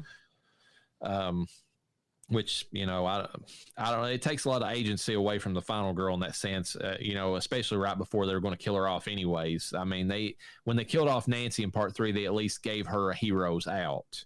Yeah. She sacrificed herself to save Kristen, whereas in this one, Kristen's, actually perpetuates the problem and doesn't really stand up for herself at all before, leaving the scene. Yeah, and then the whole purpose of everyone transferring their dream powers as soon as they die, like it's getting transferred to the next person or the next person, whatnot, it's just, you can tell it's just to serve the purpose of to keep the movie going, and that's it. It doesn't, other than that, it doesn't really make sense. Dream warriors are dream warriors because they're dream warriors, not because, they were passed a torch. Yeah, they set up in this movie that, like, basically Alice can absorb the dream warrior powers of the people, or at least personality traits of the people who died before her. So when Rick, her brother, dies, then she gets his kung fu powers. Kristen, she has that moment where she's getting ready to smoke like Kristen did, and then she's like, wait, I don't smoke, like saying that she's picking up her kind of like some of Kristen's personality. When the gym rat died, she got like some strength to her at that point. So it's like, but they don't really explain anything, because if that was how Kristen's power worked, and I think they might have hinted at that a little bit in the previous movie, why was Kristen so powerless? Thank you. It doesn't make any sense. Like, if Kristen had all those other dream warriors, like the badass chick with the knives, and then like the dungeon master with his like wizard abilities, like if she had all those like powers, like why was they don't really do a good job of saying why she's powerless. Yeah. But one thing I will say in defense of that, I do really like how they took Alice's character from like basically like this milquetoast, like wallflower blend into like the background character at the beginning of the movie, because I didn't really like her. And then the farther that she went on the movie, and the more that like, and this a tribute to the actual actress's ability herself, Lisa's, I love how she like became more empowered as the movie went on, and like more of her personality and like stuff came out. Like, it was, I mean, that was a good transition, because I liked Alice at the end of the movie, even if I didn't like her at the beginning. So yeah. But I don't know how much of that was like Harlan really doing anything, Rennie Harlan, or if that was just the act. I feel like the actress had more to do with that. I mean, I know that they're both have to be working together, but like, knowing some of the behind the scenes and some of the things about him, like he was too busy sucking face with Tuesday Night to really give a shit about much else during this. Probably. So. Yeah. We've not discussed the music. I actually love the music in this movie just because it feels the most 80s of all the movies that we've discussed. Like when you're listening to this sounds like an 80s movie, like straight up. Like, I mean, it's got like, I mean, the musical beats in this movie sound like, you know, I mean, like you would imagine like the synth score and like some of the songs in it. And the Tuesday, like the songs that are playing, a lot of them are Tuesday Night's actual songs. Yeah, which aren't too bad. And they're not too bad, and they've got a very 80s feel to them. So I as nostalgia wise, I kind of dig it, you know? Yeah. Anything else you want to say about the movie before we move on? I mean, it's, to me, just kind of summarizing it, like 3 is still the pinnacle. This is a drop down, and I want to throw this out there. This is actually a farther step down than I thought it was. I remember as a kid, like actually this being my like second favorite, but like obviously as I got older, I appreciate the first one more and more because of what Craven actually did with it and how they set everything up. And, you know, because like when you're a kid, you can appreciate, like, I mean, the kills in this stood out to me more, you know, and the kids are all about the spectacle. Yeah. But I appreciate like the actual story and like the pacing and stuff like that better in the first one.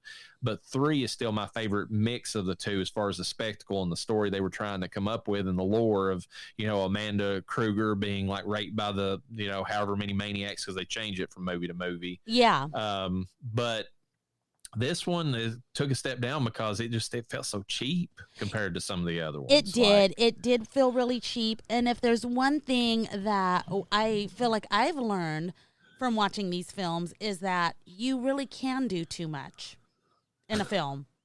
But like they did too much, but they only had how many deaths? 7 deaths. Mm-hmm. That's true. I think they're trying to do too much with the storyline and not focusing on what we came to see, which is the deaths. And one thing, speaking of deaths, that this kind of reminded me, the way that Freddy dies in this one, like, it's probably the cheese. I mean, like, I love the effect, but it's like the cheesiest, like, no answer reason for why he died. Like, she literally held a mirror up to him and he saw his own evil. Like, seriously? Yeah. Like, I mean, how he came back was cheap. First of all, dog pissing and he comes back. Well, I'll get to why that was actually how he came back. Then the trivia, it's actually kind of funny. I bet. I hope it's funny because it wasn't like genius. It was facetious. He was doing it for, and I'll get to why, but it was the director saying, I'm going to do this because I can, basically. But then the ending was just kind of the same way. It was like, okay, you wrote yourself in the corner, didn't know how to kill him, and then that's what you did. I mean, like, I love the effect, and, you know, and I love the idea of the souls that are trapped within, which is a horrible thought too. Like, these kids, not only are they getting killed by him, yeah, but then they're trapped in a purgatory within him. Like, that's the worst. Like, I mean, like, he's way worse than any of the other slashers we'll ever cover, just for that fact. Like, I mean, at least your soul goes on to heaven or hell or whatever if you're killed by, like, you know, Jason or Michael. But like in this, Freddy, you never get away from him, like, ever. You know, but at least they're able to, like, recover and, like, you know, go on to the afterlife after the ending. So there's that kind of is an interesting thought. But like I said, that I just don't like that. It's like literally a mirror caused him to, like, see himself or some bullshit. And I'm like, because he's seen himself in mirrors before. That makes no sense. Like, you know. Yeah. Was it because this mirror, didn't it get shattered or something like that? It was something about, like, they were in the church, and then, like, I think they were trying to hint that the light that shined on it was like God's light or something. Okay. And it was like reflecting, or I don't know, but it's just there. It was a convenience thing that they set up. Yeah, so. It still doesn't. I'm still not buying what they're selling. So, do you want to move on to the trivia now? Let's do it. First film in the franchise where Robert Englund received top billing in the opening credits. That's fucking bullshit. It took 4 fucking movies, and not even the best of the movies. I guess they didn't know that back then. Why the fuck? Like, how rude. Scott Pierce is listed as a screenwriter. Like I said, it's a pseudonym of Jim Wheat and Ken Wheat. The name of the diner where Alice works is called the Crave Inn, as in CRAV, as you're craving something, INN, which is a reference to Wes Craven. During the writing of the film, Rennie Harlan and some of the producers by chance happened to bump into James Cameron. This is the reason why the movie had that scene with the dog pissing. Cameron somewhat facetiously asked Harlan how he was going to bring Freddy back to life for this movie. The way that Harlan stated it in Never Sleep Again was like, Cameron was literally like, "Oh, you're directing none of those movies, huh? How are they bringing him back this time?" And then Harlan also facetiously replied back, "Oh, well, a dog pisses fire on him and he comes back to life."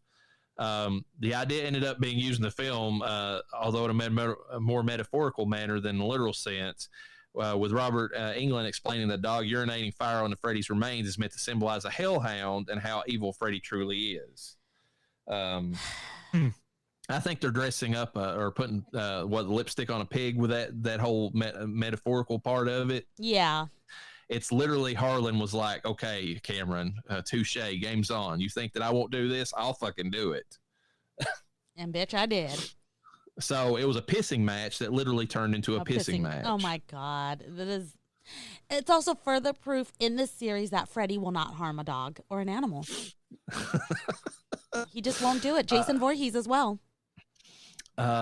Wes Craven turned down New Line Cinema's offer to direct and rewrite the script. Was it that bad? Is that why he turned it down? I know we don't know, but like I'm thinking about it now. I think he said on there that like he didn't like how they were taking the series, and didn't like how gay the third one was. The second one, you mean? Oh, second, my bad. He always felt like that the movie was one and done anyways. He didn't see the point in Freddy living on, because in his version, when Nancy turned her back on Freddy completely died. Like, the only reason that scene at the end with that cheap blow-up doll exists is because Rob Shea, was like, this is going to be a franchise, and we're going to set up like a little stinger tease to like say that Freddy's is still out there. Like, Craven still to this day hates that, well, he did. He's passed away, but I mean, he never was happy with that decision. So I'm sure whenever he saw this, and he's just like, you're just turning them out. I'm not coming back for that. So yeah, which is sad, but I guess he did well. He did okay. So he did come up with an idea for a concept about time travel as a concept for this movie. Whenever he did initially think about coming back, and in his version, I think they actually traveled back into the past or something. And like, and this might have been part 3, and they never used it, but like he was going to have it to where they killed like the baby, Freddy or whatever. And like, and that's how they solved it. But Robert Shea and Sarah Risher felt that this was too high of a concept for Nightmare on Elm Street sequel, and didn't think that it fit the formula that Craven created with the first film. I don't know. That just seems more like Robert Shea just wanting to give up, or not killing Freddy is what it sounds like to me. But yeah. England's favorite part in the film was the time loop, because it seemed like a visual of a dream that keeps repeating itself. And it's also his favorite movie of the series. I feel like he maybe it's because he got to do more as Freddy in this one, but I think that's a bad take for this to be his favorite. But whatever, he likes what he likes, I guess. So yeah. This is funny. Rennie Harlan got the job by refusing to take no for an answer. Rather than accept the rejection when he first pitched the idea of being the director, he instead showed up at New Line Cinema offices every day, repeatedly requesting to speak with the producer, Robert Shea. For a variety of reasons, they didn't like any of the other directors who came in for the meetings about this movie, and Harlan always seemed to be around. Eventually, his persistence won the day. To some degree, because he was so clearly impoverished that his clothes never seemed to change day to day, and even began to smell. Ew. They had to hire him just so they joked in Never Sleep Again that they hired him literally so that he could, get a new change of clothes and stop smelling their offices up. Yeah. According to Harlan, Shane rarely ever spoke to him throughout the shoot, even though he would visit the set often. This made filming Shay's cameo scene a bit difficult. The resulting tension meant Harlan lived each day on set thinking it would be his last, because he was fairly positive Shea was going to fire him at any moment without warning. Damn. And he did mention this on Never Sleep Again. He was like, every day that Shea came there, he never said anything. He kind of scowled, and then he walked away, and he's like, I'm getting fired tomorrow. Like, every day he came into work, that's what he was thinking. That's a bad way to do a job, by the way. Yeah. I mean, regardless of what, the results that Harlan produced, like, that's a bad way to have to operate. Oscar-winning screenwriter Brian Helgeland was hired to write the film after being recommended by Robert Englund, for whom he penned the screenplay to Englund's directorial debut, 976 Evil, which came out in '88. Oh shit! The film had a release date set, but no script or director, and Hedgeland was hired under the condition that he could deliver the script within 7 days. Oh my God. He was advised by New Line Cinema head Robert Shea that if the script came in a day late, they didn't want it. Hedgeland then flew to Massachusetts for Christmas and wrote the script sitting at his father's kitchen table. He FedExed the finished screenplay back to Los Angeles and made his deadline. Based on this script, director Rennie Harlin signed on, and the film marks Hedgeland's first screen credit. Though 976 Evil was his first one, it was released after this movie. It's just funny because, I mean, that maybe that's why the story is only like, just it feels like it's just there to kind of, keep the kills going, because, I mean, the guy had 7 days to write it. So what do you expect in that amount of time? Here's the thing is I've never seen 976 Evil. I've always wanted to watch 976 Evil.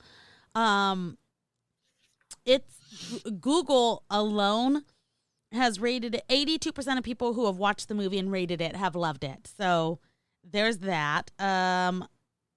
I mean, it's got a pretty low Rotten Tomato score. Have you seen it? Both from audience and the tomato meter, although I would say the audience score is twice as good as the tomato meter, but even the tomato meter is low, so. I'll have to admit, I've never seen it. I always saw the previews, I always saw like the VHS tape of it back in the day whenever that was a thing, but yeah. I never actually bothered to rent the movie. Now, which tape cover do you remember? I don't know if I'm losing my mind, but I thought I always remembered a skeleton head in front of a telephone that said 976 Evil, but I'm not seeing that at all. I want to say that I remember seeing like a burnt face, almost like Freddy's, that was like, on the cover, but I could be wrong about that. I mean, they're just like shit blending together from back in the day. So yeah, we are definitely on a different level. Not you and I, but from what we're seeing, it's what is that called? The effect, what, Mandela effect, yes, or whatever, where we remember things wrong? Yeah, because like I said, it could have been a burnt head that I saw. I said skeleton, but we saw something, but apparently it does not exist anymore. The success of this film actually convinced the producers to create Freddy's Nightmares, that came out in '88, which was the TV show that, it was only loosely based. It was an anthology series, more like Tales from the Crypt. In fact, the Tales from the Crypt writers primarily came from the staff of writers that did Freddy's Nightmares. Like they after that show ended, they went directly over to Tales from the Crypt and started that show up. So, Kristen Clayton, who plays the little girl in Kristen's Dream, also appeared in Nightmare on Elm Street 3: Dream Warriors, and was also as a little girl in Kristen's Dream. She was the one that was like, "It hurts. You're hurting me." Yeah, you're hurting me. And she was the little skeleton or whatever, which was, I love that. I love it. So cheesy but good. It's my favorite. Not only did actress Tuesday Knight co-star in the film, she also performed the theme song, which we have discussed. Which and, she fucking also, has aged. Oh my God, she is hot. Is she? I could. Well, the one I remember, no, I'm thinking of the girl at 6 or whatever that played in that, and she has not aged well. But let me see. Tuesday Knight is 54 years old, and she looks like she's in her 30s. Maybe. Like some photos you could see under her eyes. She hasn't had much work done because you could see kind of the age under her eyes a little bit in one photo that she posted. She looks very natural. But there's other like videos she has posted of, guys, I'm doing this thing, blah, blah, blah, on Twitter specifically. And I'm like, bitch, you do not look fucking like, she looks so young still. But not in a, I got a ton of plastic surgery kind of way. I don't know how to explain it. Oh yeah, now I remember. Yeah, I mean, like age-wise, she has put on weight. That's the big thing. But yeah, she, as far as like lines in her face and all that, yeah, she's not aged much at all. Yeah, you're right on that. God, dude, shouldn't teach me the secrets, girl. Kristen, I already covered that. Let's see. During filming, several of the main actors on set were turned off by their co-star actress Tuesday night and director Rennie Harlin's apparent romantic fling, which ultimately resulted in Knights being pampered by Harlan and given special attention while the other actors were tossed aside. That would piss me off. The rumor of the relationship on and off set was talked about so much that when the documentary Never Sleep Again was being filmed, many of the cast spoke of their distaste and jealousy over not getting all the attention from the director some 20 years prior. Despite that, though, she was supposed to have wore a more revealing bikini on the beach scene, but she refused despite the insistence of Harlan, so they had a little lover spat over that whole situation. That's a shame, because I bet you she had a fucking body.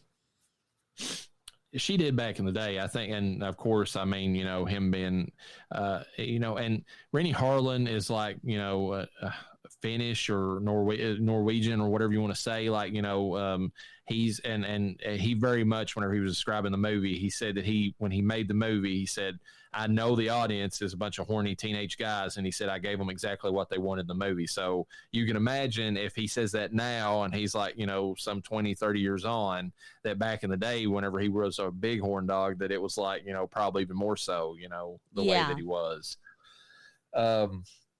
According to everyone interviewed about the movie and the documentary, no one really knows why Patricia Arquette didn't come back, but there were a few theories. Rennie Harlan and Rodney Eastman, who plays Joey in the movie, stated her agent asked for more money, but New Line wouldn't agree to it.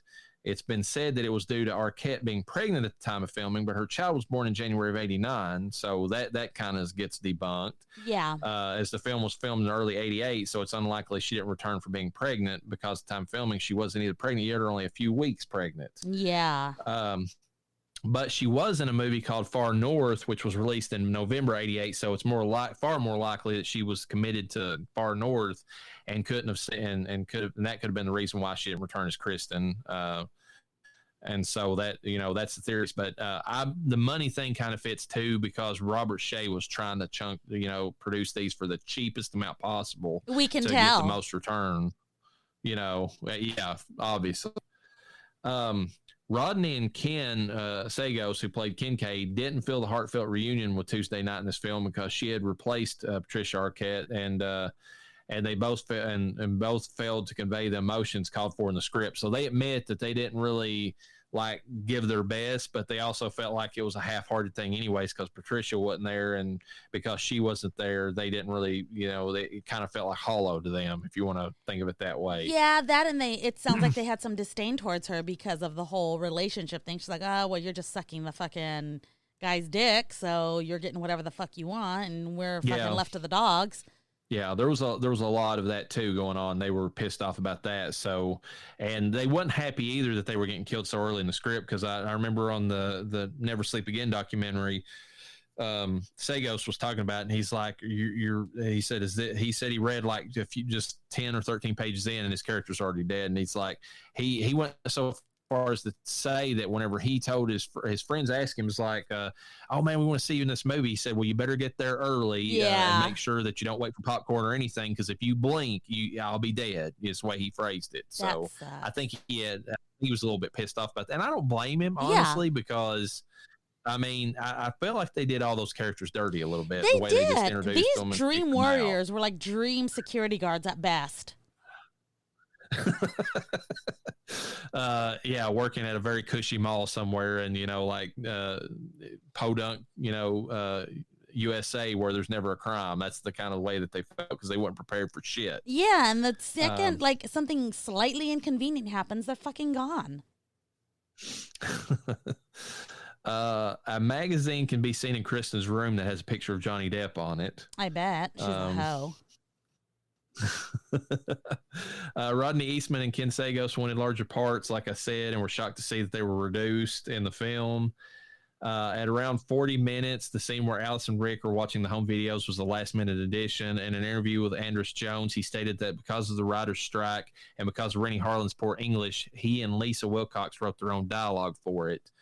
I do remember this part of it. So they had so Rennie Harlan could barely speak to anybody, because he just his accent was just super thick, Norwegian or whatever. Yeah. The actual writers who were supposed to be because even though they had a script for this movie, they were literally, and I think even more so with the next one, but even with this one, they were, when scenes were added, like they were adding them like just a few nights before at best, for them to get prepared. Yeah. And so when the writer's strike went on, like Rennie Harlan was just like, he would look at him and say, just do your best, basically. And like they had to just improvise some of this. So that added to the, kind of the feeling too, that it was cheap in that sense. Yeah. Not only was it cheap, but no wonder the actors didn't have the fucking, like, the desire to make this the greatest. Like, it sounds like they were just like, well, I'm here for a fucking paycheck. Yeah, basically. And I mean, that goes to show, that's also why I was saying that it's Lisa and like Alice being as good as she is in the movie, however you feel about that. Some people might feel it's that great, but even as good as she is, that's entirely the actress. Like, I mean, because Harlan was too busy doing things, with Tuesday Night to be bothered with much of this. So. I mean, I can't say that I blame him. She's kind of freaking hot. Was and is still hot. But still, you can't have that take away from a whole fucking goddamn project, Yeah, especially one that you're thinking about, you're getting. So I don't know if maybe it was like he thought he was going to get fired anyway, so why not just, fuck off and do whatever he was going to do, but, is what it is, I guess. Yeah. At around 15 minutes, the character of Roland Kincaid has a poster of The Hills Have Eyes on his bedroom wall, obviously a nod to Wes Craven. At around 27 minutes, when Kristen is in the hospital after hitting her head, the nurse changes into Freddy, who has vials of blood in his right hand. One of the vials, the one closest to the camera, says England, which is his last name, the actor. Yeah. According to Annette Benson, the casting director, more than 600 actresses auditioned for the role of Alice. Lisa Wilcox was on her honeymoon when she was cast as Alice and needed to come back to Los Angeles immediately to start shooting. Oh, man. A natural blonde, she also had to dye her hair red to differentiate herself from Tuesday Night, who had been cast as Kristen. Lisa said that Alice was made for her, and this was in the Never Sleep Again documentary, because she was a shy teenage girl, I guess prior to the honeymoon and all that, who thought that she'd never get a boyfriend, so she could relate to the character, basically. Rennie Harlan based this film on a Chinese ghost story, which came out in 1987, and created all of the nightmares himself based on dreams he had had throughout his life. I just wonder about the Joey scene, if he had a scene, I'm sure that the pinup model was definitely a wet dream that he had at some point. So 100%. Kincaid's dog name is Jason, a possible nod to some of the Friday the 13th movies, because of Jason Voorhees, obviously. What makes this rather interesting is that the movie, in the movie, Jason the dog brings Freddy back to life, and in Freddy versus Jason, Freddy brings Jason back to life. So, which we'll be covering that movie during the Friday the 13th wrap up. So we'll kind of get Freddy come back. Yeah. The car junkyard set from A Nightmare on Elm Street 3 Dream Warriors is featured in Kincaid's Nightmare. This junkyard holds the distinction of being filmed at the same location for both films. It was a set built and filmed at a landfill in Pacoima, California. I don't know if that's a thing or not. That's what the person put on here as far as the trivia. Yeah. 1988 was the first year in which all three of the top horror franchises, Nightmare on Elm Street, Friday, and Halloween, all released new films in the same year. The Dream Master, Friday the 13th Part 7, The New Blood, and Halloween 4, The Return of Michael Myers. This was the highest grossing horror film of 88, so it beat all of its competitors that year. That's insane. What a fucking great year for horror. Really good, because, I mean, this one's not a bad one in the series. I mean, it's okay. Part 7 is great. I mean, as far as like the ones with Kane Hodder, I mean, it's a good one, and the Friday series. And Part 4, a lot of people, that's their favorite sequel, just because it finally brought the Michael that they wanted back, and I mean, and kind of expanded the lore a little bit on him too. So yeah. This is the first film in the franchise in which the end credits rolled instead of appearing in the slideshow. At around 24 minutes, when Alice kicks her shoe into the aquarium, a small object resembling Freddy's glove can be seen in the aquarium where the shoe lands. I tried to pause and see if that, but it's so quick. I I don't know how they found that, to be honest. Yeah. At around 36 minutes, the sandcastle form of Elm Street house is visible in a freeze frame before it explodes on the beach. At around 1 hour and 2 minutes, also in the background wall of the theater entrance, there's a poster of Rennie Harlin's previous movie, Prison. And Rennie Harlin himself makes a cameo as a student in the classroom. Alice's abilities originally included those of the Dream Warriors, but were cut due to fear of confusing the audience, which, like we said, Kristen should have had Dream Warrior abilities that they didn't show, but whatever. A novel, albeit a very short one, based on the screenplay, was written by Joseph Locke and featured within The Nightmare on Elm Street, Part 4, The Dream Master, and Part 5, The Dream Child, so they kind of combined both of them together. Harlan wanted Toy Newkirk to redub her lines to sound more black. And let me tell you, that actress is salty about this. I mean, she brought it up on Never Sleep Again. And like she mentioned, and she's got a point. She's like, he came to her and explicitly told her that she needed to sound more black. And she said, I looked at him and said, this is my normal speaking voice. What the fuck do you mean speak more black? That's the most racist thing I've ever heard in my life. Yeah. So, I mean, and that's coming from back then, that's pretty surprising. Because, I mean, racism was a little bit more out there and a little bit more socially acceptable, I guess you could say. And, yeah, what do you, please enlighten me. Why don't you sound like a black person so you can tell me how I'm supposed to sound? Yeah. I mean, and I guess it's because where he's, from Norwegian or whatever, he'd like been used to like some of those movies where, they just put on a real thick like Southern accent or had a Southern accent, and like that's what he expected her to sound like, and she was like this suburban California black girl that totally didn't have that going on. So, what you want? What you want? Yeah, basically, he wanted her to be Brenda from the Scary Movie franchise. Is what he wanted. At around 26 minutes, check out the nurse that wakes Kristen up at school infirmary. It is Robert Englund out of his Freddy makeup. And then after Kristen wakes up, it's a different person. That's a nice little thing. It's like she's, nice little throw in there. And the song Are You Ready for Freddy by the Fat Boys, there is a sound clip from A Nightmare on Elm Street from 1984. Andrus Jones, who played Rick, later played a bully in Good Morning Miss Bliss, which is the lead in to Saved by the Bell, for those who didn't know. Oh, my God. And a character asked him if his last school was St. Freddy's on Elm Street.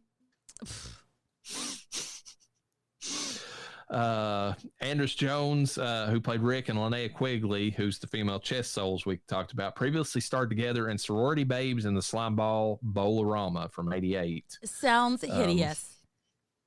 It's actually a pretty fun movie. It's going to be in our creature feature movie section because they got like this imp who's got a very put on black voice, and it sounds hilarious. Oh, God. During production, the writers, director, and producers couldn't figure out how to kill Freddy at the end of the film, obviously.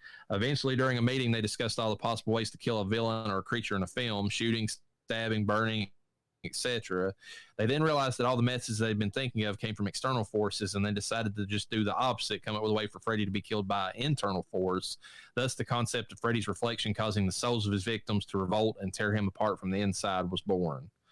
I mean, I guess in a sense, all the souls that were in him, like he'd seen it before, but this time he's got the souls of the Dream Warriors in him. If they had explained it better, maybe, that would, oh God, my mic was away. Maybe that would explain it a little bit better, or make it make sense a little more. It would have been more acceptable, yeah, if they would explain it's like, okay, the kids previously were still in there, and that's the reason they never revolted and killed him, but now the Dream Warriors were in there, and they were stronger, so... Yeah. They're all they're all strategically planning in there, like, okay, motherfuckers, this is what's up. When Debbie finishes transforming into a cockroach inside the Roach Motel, it is actually Brooke Thies in the cockroach makeup and costume, as revealed in the TV documentary, The Making of Elm Street 4. According to Thies, the entire sequence was easy to do. The only difficult part for her was that Debbie pushes her roach body up and sees Freddy's eyes looking inside because of how slippery the floor on the set was. And supposedly it was really bad. Like, she was tripping and all kinds of shit in there. Like, she couldn't even stand up. It was so slick. So yeah, I mean, it looked like it was a struggle. Although when you see it in the movie, it looks like her face is sticking to the stuff that's in there, which is awesome. That's how it should be, Yeah, because that's, I mean, how Roach Motel would work. Rick's death was originally supposed to be happen in the elevator, with the elevator falling down around him until he is falling into just a dark space. And I mentioned that because they set up and they even set up earlier in the movie. If you watch it and listen carefully, he tells him he has a fear of elevators, like that's his phobia. Fuck. However, according to Rennie Harlan, they had already run out of money and were unable to afford this effect, although other sources say it's because the script was still in flux at the time of shooting.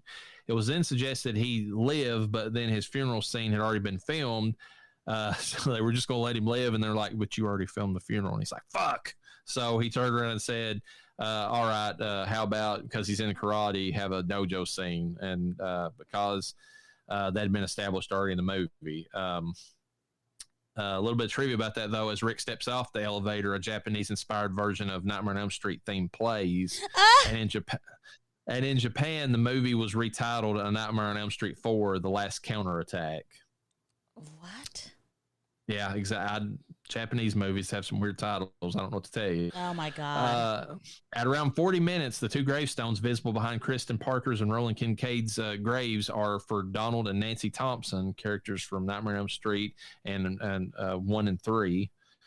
And finally, Brooke Thies, Debbie, is the third Lubbock sister from the sitcom Just the 10 of Us to fall victim to Freddy Krueger, following Joanne Willett, who was the girl on the bus in Nightmare on Elm Street 2, and Heather Langenkamp, who died in part 3. So there you go. That's the one I was referencing. So, all right, Death Holler Awards. What do we think about Alice as a final girl? It's so hard because it's not like she did a bad job. I'm just gonna say I didn't like her. Not in this one. Oh, no, Kristen is the one I'm thinking about. Kristen was the one that returned, huh? Yeah, Kristen was the one that returned. Okay. And that's the one thing that I don't like is that Tuesday night was very just like, I know that she was trying to portray somebody who kind of had PTSD and was like low key, like, I mean, even with the smoking thing, because I don't think they really established that in part 3 that she was a smoker. Like, was trying to show that she was like her mental health had degraded since all the stuff that she went through. But even with that, I don't feel like Tuesday really brought much to the role. Like, she's just kind of there as Kristen in the movie. She was just placed in the shoes. I get it. But anyways, I don't know. Alice did. She did. I didn't like her.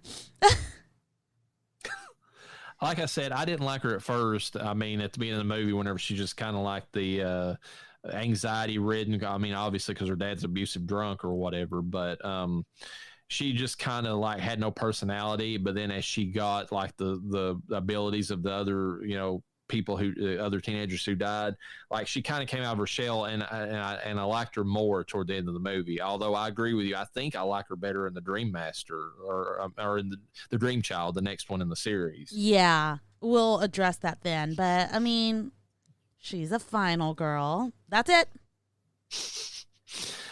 Freddy is more goofy in this movie. I mean, if we're talking about the slasher, I mean, he's still a little threatening, but he's definitely, I mean, especially with the pizza scene, like, oh my God. It's going full camp in this movie. Oh, he is. Yeah. And he doesn't care. Is it this movie or the next one where he starts wearing the mask? I want to say that this is the last movie where they did the makeup like for the full way. Yeah. They wanted to because they had to speed it up in the next movie out of necessity because they only had 12 weeks to film that fucking movie. Yeah. That it was the mask at that point. And I will say that the mask doesn't look the best, and it's not in this film, but it does get better for a moment, and then. Yeah. Anyways, going back to Freddy himself, though, I mean, he's Frederick. What can we say? That's our Frederick, He's a little hammier. That's Freddy. That's just him. Yeah, he was definitely hammier in this, but he's still the Freddy we know and love in terms of slashers and everything. He's not weak. If anything, he's trying harder to be more evil. So. Yeah, the only scene in this movie that really gets to me is just that beach scene with him with the sunglasses on. That's kind of like, or what? I mean, it's a sign of things to come. But yeah, he's still fine. As far as that goes. Best kill. The the Roach Motel is hard not to. I still think that Souls Ripping Freddy's Apart's another good contender because that's probably my favorite way for a slasher to die is just have like their victims like, you know. Yeah. Get I mean, justice. even if the way that even if the catalyst for that whole thing was just a fucking mirror being shown to him, it's like still that scene is fucking cool. Like, you know, so. Yeah. I mean, I still like the waterbed scene only because that was so scary. Like I had a waterbed. It affected me. It was more effective to me. So. Yeah, it's like we talked about earlier with Alice, Sweet Alice, where like, you know, if you have a shit done to your like feet, everybody's had feet pain, so like it's way more, you know, effective than somebody just getting stabbed in the chest or something. That would be scary as fuck. So, to me, I know you've already mentioned the one that you preferred, but my best Freddy one-liner was "How sweet, fresh meat," because that's like a classic line from this movie. So, you know. Fucking. Oh, Frederick. Well, I'm too far. Oh yeah, I did say mine that I liked. Okay, I forgot. I thought we were moving on to Dream Child for some reason. I need coffee. No, you mentioned it earlier, but which one was it again? Just to repeat it for the listeners out there. Which one? Sayonara Rickson? Yes, that was the dumbest. One. Oh my god! I mean, it was funny. It fit, but it was just like shut the fuck up. And I don't know why Japanese add san to the end of everything. Like, I remember the cleaning ladies, the guys called the mama-san, and the young girls called me Reina-san. And it's weird. I don't get it, but it's not my culture, so I'm not talking shit. It is an honorific, so they have like 3 or 4, and it's weird. It's like if somebody's older than you, and you're supposed to be respectful, then they get like one type of honorific. If they're younger than you and then you're showing that they are younger than you and that they should respect you, then I think they get Chan at the end of their name, or Chan, Chan. And then San or is like you're almost on equal footing, but you're showing respect. Okay. So like how we have sir and ma'am and that sort of thing, that's their version of it. Okay. Basically. I don't know why Freddie would say son. I think that's them not knowing the culture, because he would have, if anything, he would have called him like, you know, something. He would have probably, looking down on the character, he would have, or, you know, Rick's character, he would have called him. There's another term out there that's like it's a slur against you. It basically means you're like a retarded child, and like he would have probably used that as the end of his name, but whatever. Like I said, Western culture wouldn't have figured it out anyway, so it didn't really matter. Yeah, and this reminds me of how Latinos are, every Asian culture, it's the same thing, chinito, which basically means Chinese, which is very disrespectful. It's just, I don't know. I have nothing to say about it. Everything's chinito. So they took a Korean form of martial arts, and then they played Japanese music, and then they added Japanese references to it. So it's the same thing around here. It's like whenever, you know, like you get a good old boy that sees anybody who's Asian, it's like, well, look at that Chinaman, you know. Chinaman. Like, oh my God. And that's definitely a slur to anybody who's not from that area. So, I mean, you know, is what it is, though. The best scream in the movie, I don't know if, I mean, the only one I can really that stands out to me was Debbie Stevens when she's when she sees like the cockroach, like she's turning into it, because like, and also earlier in the movie, whenever she realizes she's about to eat a bug or whatever at one point, because she's like so freaked out by bugs. And I'll give the movie credit for that. Whatever their fear was, they did a fairly good job of setting up later that's how they would die in the dream. So, best boobs, I put Pinup Girl on here, but it's Linnea Quigley. I mean, she didn't even have to be there, but she showed up, and they showed up, and we all were better for it. So yeah, you know, the death for me would have been Kristen, or the scream. That was a painful scream. You mean when she was tossed into the furnace? Yeah. Yeah, I agree with you on that. Like that was pretty good, actually. That's probably the best thing that Tuesday contributed to this, besides making sure that Rennie Harlan was well taken care of, I guess. Mm-hmm, that he was serviced. Best side character, Rick or Roland. I mean, like Roland is just, I mean, I love how, even if he's not in the movie that much, I just love how he, you know, the way he delivers his line, Ken Sagos. It's just like he looks at Kristen at one part, and he's like, "Don't you even bring that shit back?" You know, it's like that sort of mentality. He's like, "Freddy dead, and you leave him there. Don't even think about it." You know, but Rick for like the Japanese stuff that he added to the movie, it was kind of funny. You know, it was just so cringe. I would be fine with you putting Jason in here. Which did you give him a last name? Jason Voorhees. I know that you. Okay, I gave him the Bad Puppers Award, the Franklin Award for dogs. So there you go. He does get that. He does. I mean, I'm not going to deny it. You know, I'm still going to defend him in the court of law, but he does deserve the awards that he got, which is Bad Puppers and Franklin Award. I mean, Jason, what were you doing? Like, that had to have smelled like death. I know dogs do not, like, they can smell the death. They don't usually want to dig up the bones to go after them. They just want to lead you to them. And it seemed like for a second that's what he was doing, but then he got all fucking wild and shit.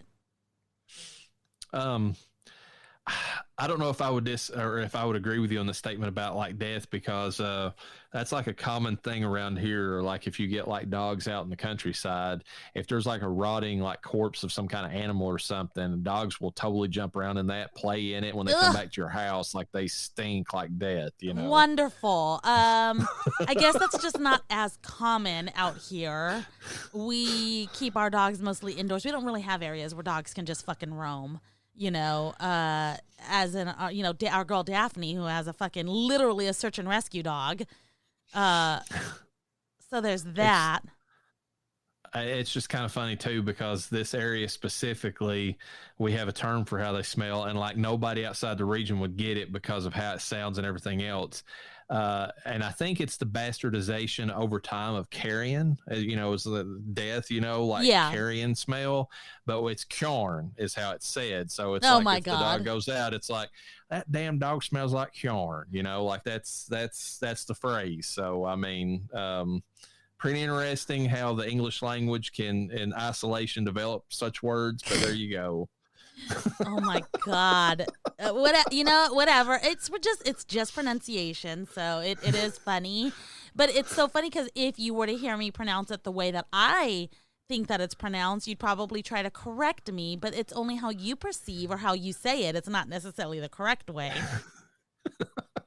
I mean, we had this discussion about Appalachia and Appalachian and like, you know.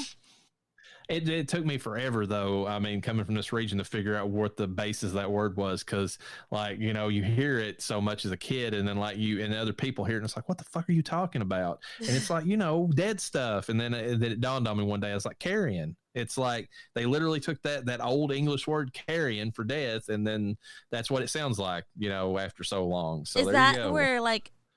Is that no, it's not. Okay, I was thinking carnage, but carnage, what is carnage derived from? I mean, well, carnage just in general is just an English word, you know, for devastation and stuff. I don't know like what it originally was pieced together from, because English itself's a bastardization of like German and French and Spanish and whatever else you want to throw in there. But you know, okay. How annoying is the Doom Prophet? That would be Kristen in this movie, because she's the one that keeps going around saying that Freddy's coming back. She's pretty annoying. Kind of fucking annoying. Yeah, she is. She's definitely like she's the bummer of the party. She definitely delivers. And it's she's not doing anything. Yeah, she is, and she's definitely not my favorite Doom Prophet in this round of movies that we're going to get to, because I don't like part 6 in a lot of ways, but the Doom Prophets plural in that movie I enjoy. We'll get to that whenever we discuss that movie. But yeah, in this one she's just kind of there, you know. Dumbest moment is Kristen pulling Alice into her nightmare. I mean, like, what the fuck are you doing? Just, I mean, if you're going to die, Kristen, just, you know, at least you'll be the last one and you'll seal Freddy off. Like, why? Yeah. I mean, they play it up like she has no control over it, which is stupid too. It's like, it's her power. Like, she can keep from pulling. Yeah. Like, I mean, they said it in this movie that she accidentally pulls, Joey in, but she calls for him. It's like, she didn't have to do that. Like if she was going to face death, then face it on her own terms and just go. Like, you know. Yeah. But anyways, and then also another dumb moment would be Dan and Alice driving around in circles while Debbie is turning into a roach and killed. But I forgive that because they were both asleep and didn't realize it. So Yeah, I mean, it's hard because you can't fault them for the stuff they were doing when they were not conscious. yeah, I mean it's dream logic. They keep running in circles, like they can't get out of the, you know. Yeah. And we'll get to that. They repeat it again in part 6. So I mean it, you know, in a different way. So I mean, so it's forgivable in that sense. Yeah. Anything you want to say about this one before we end this episode and get ready for the next 2? I'm trying to determine. I guess I could say at the end of what we think our favorite was. I don't want to jump that yet. So no, let's move on to part 5, The Dream Child. Do you want to end this one here and then like pick that up as the next episode, or do you want to roll into it? I don't care either way. So. Yeah, let's yeah. Oh God, I didn't mean to do that. I'm over here pushing buttons. Let's fucking end it. All right, and with that, peace be with you. And with your spirit.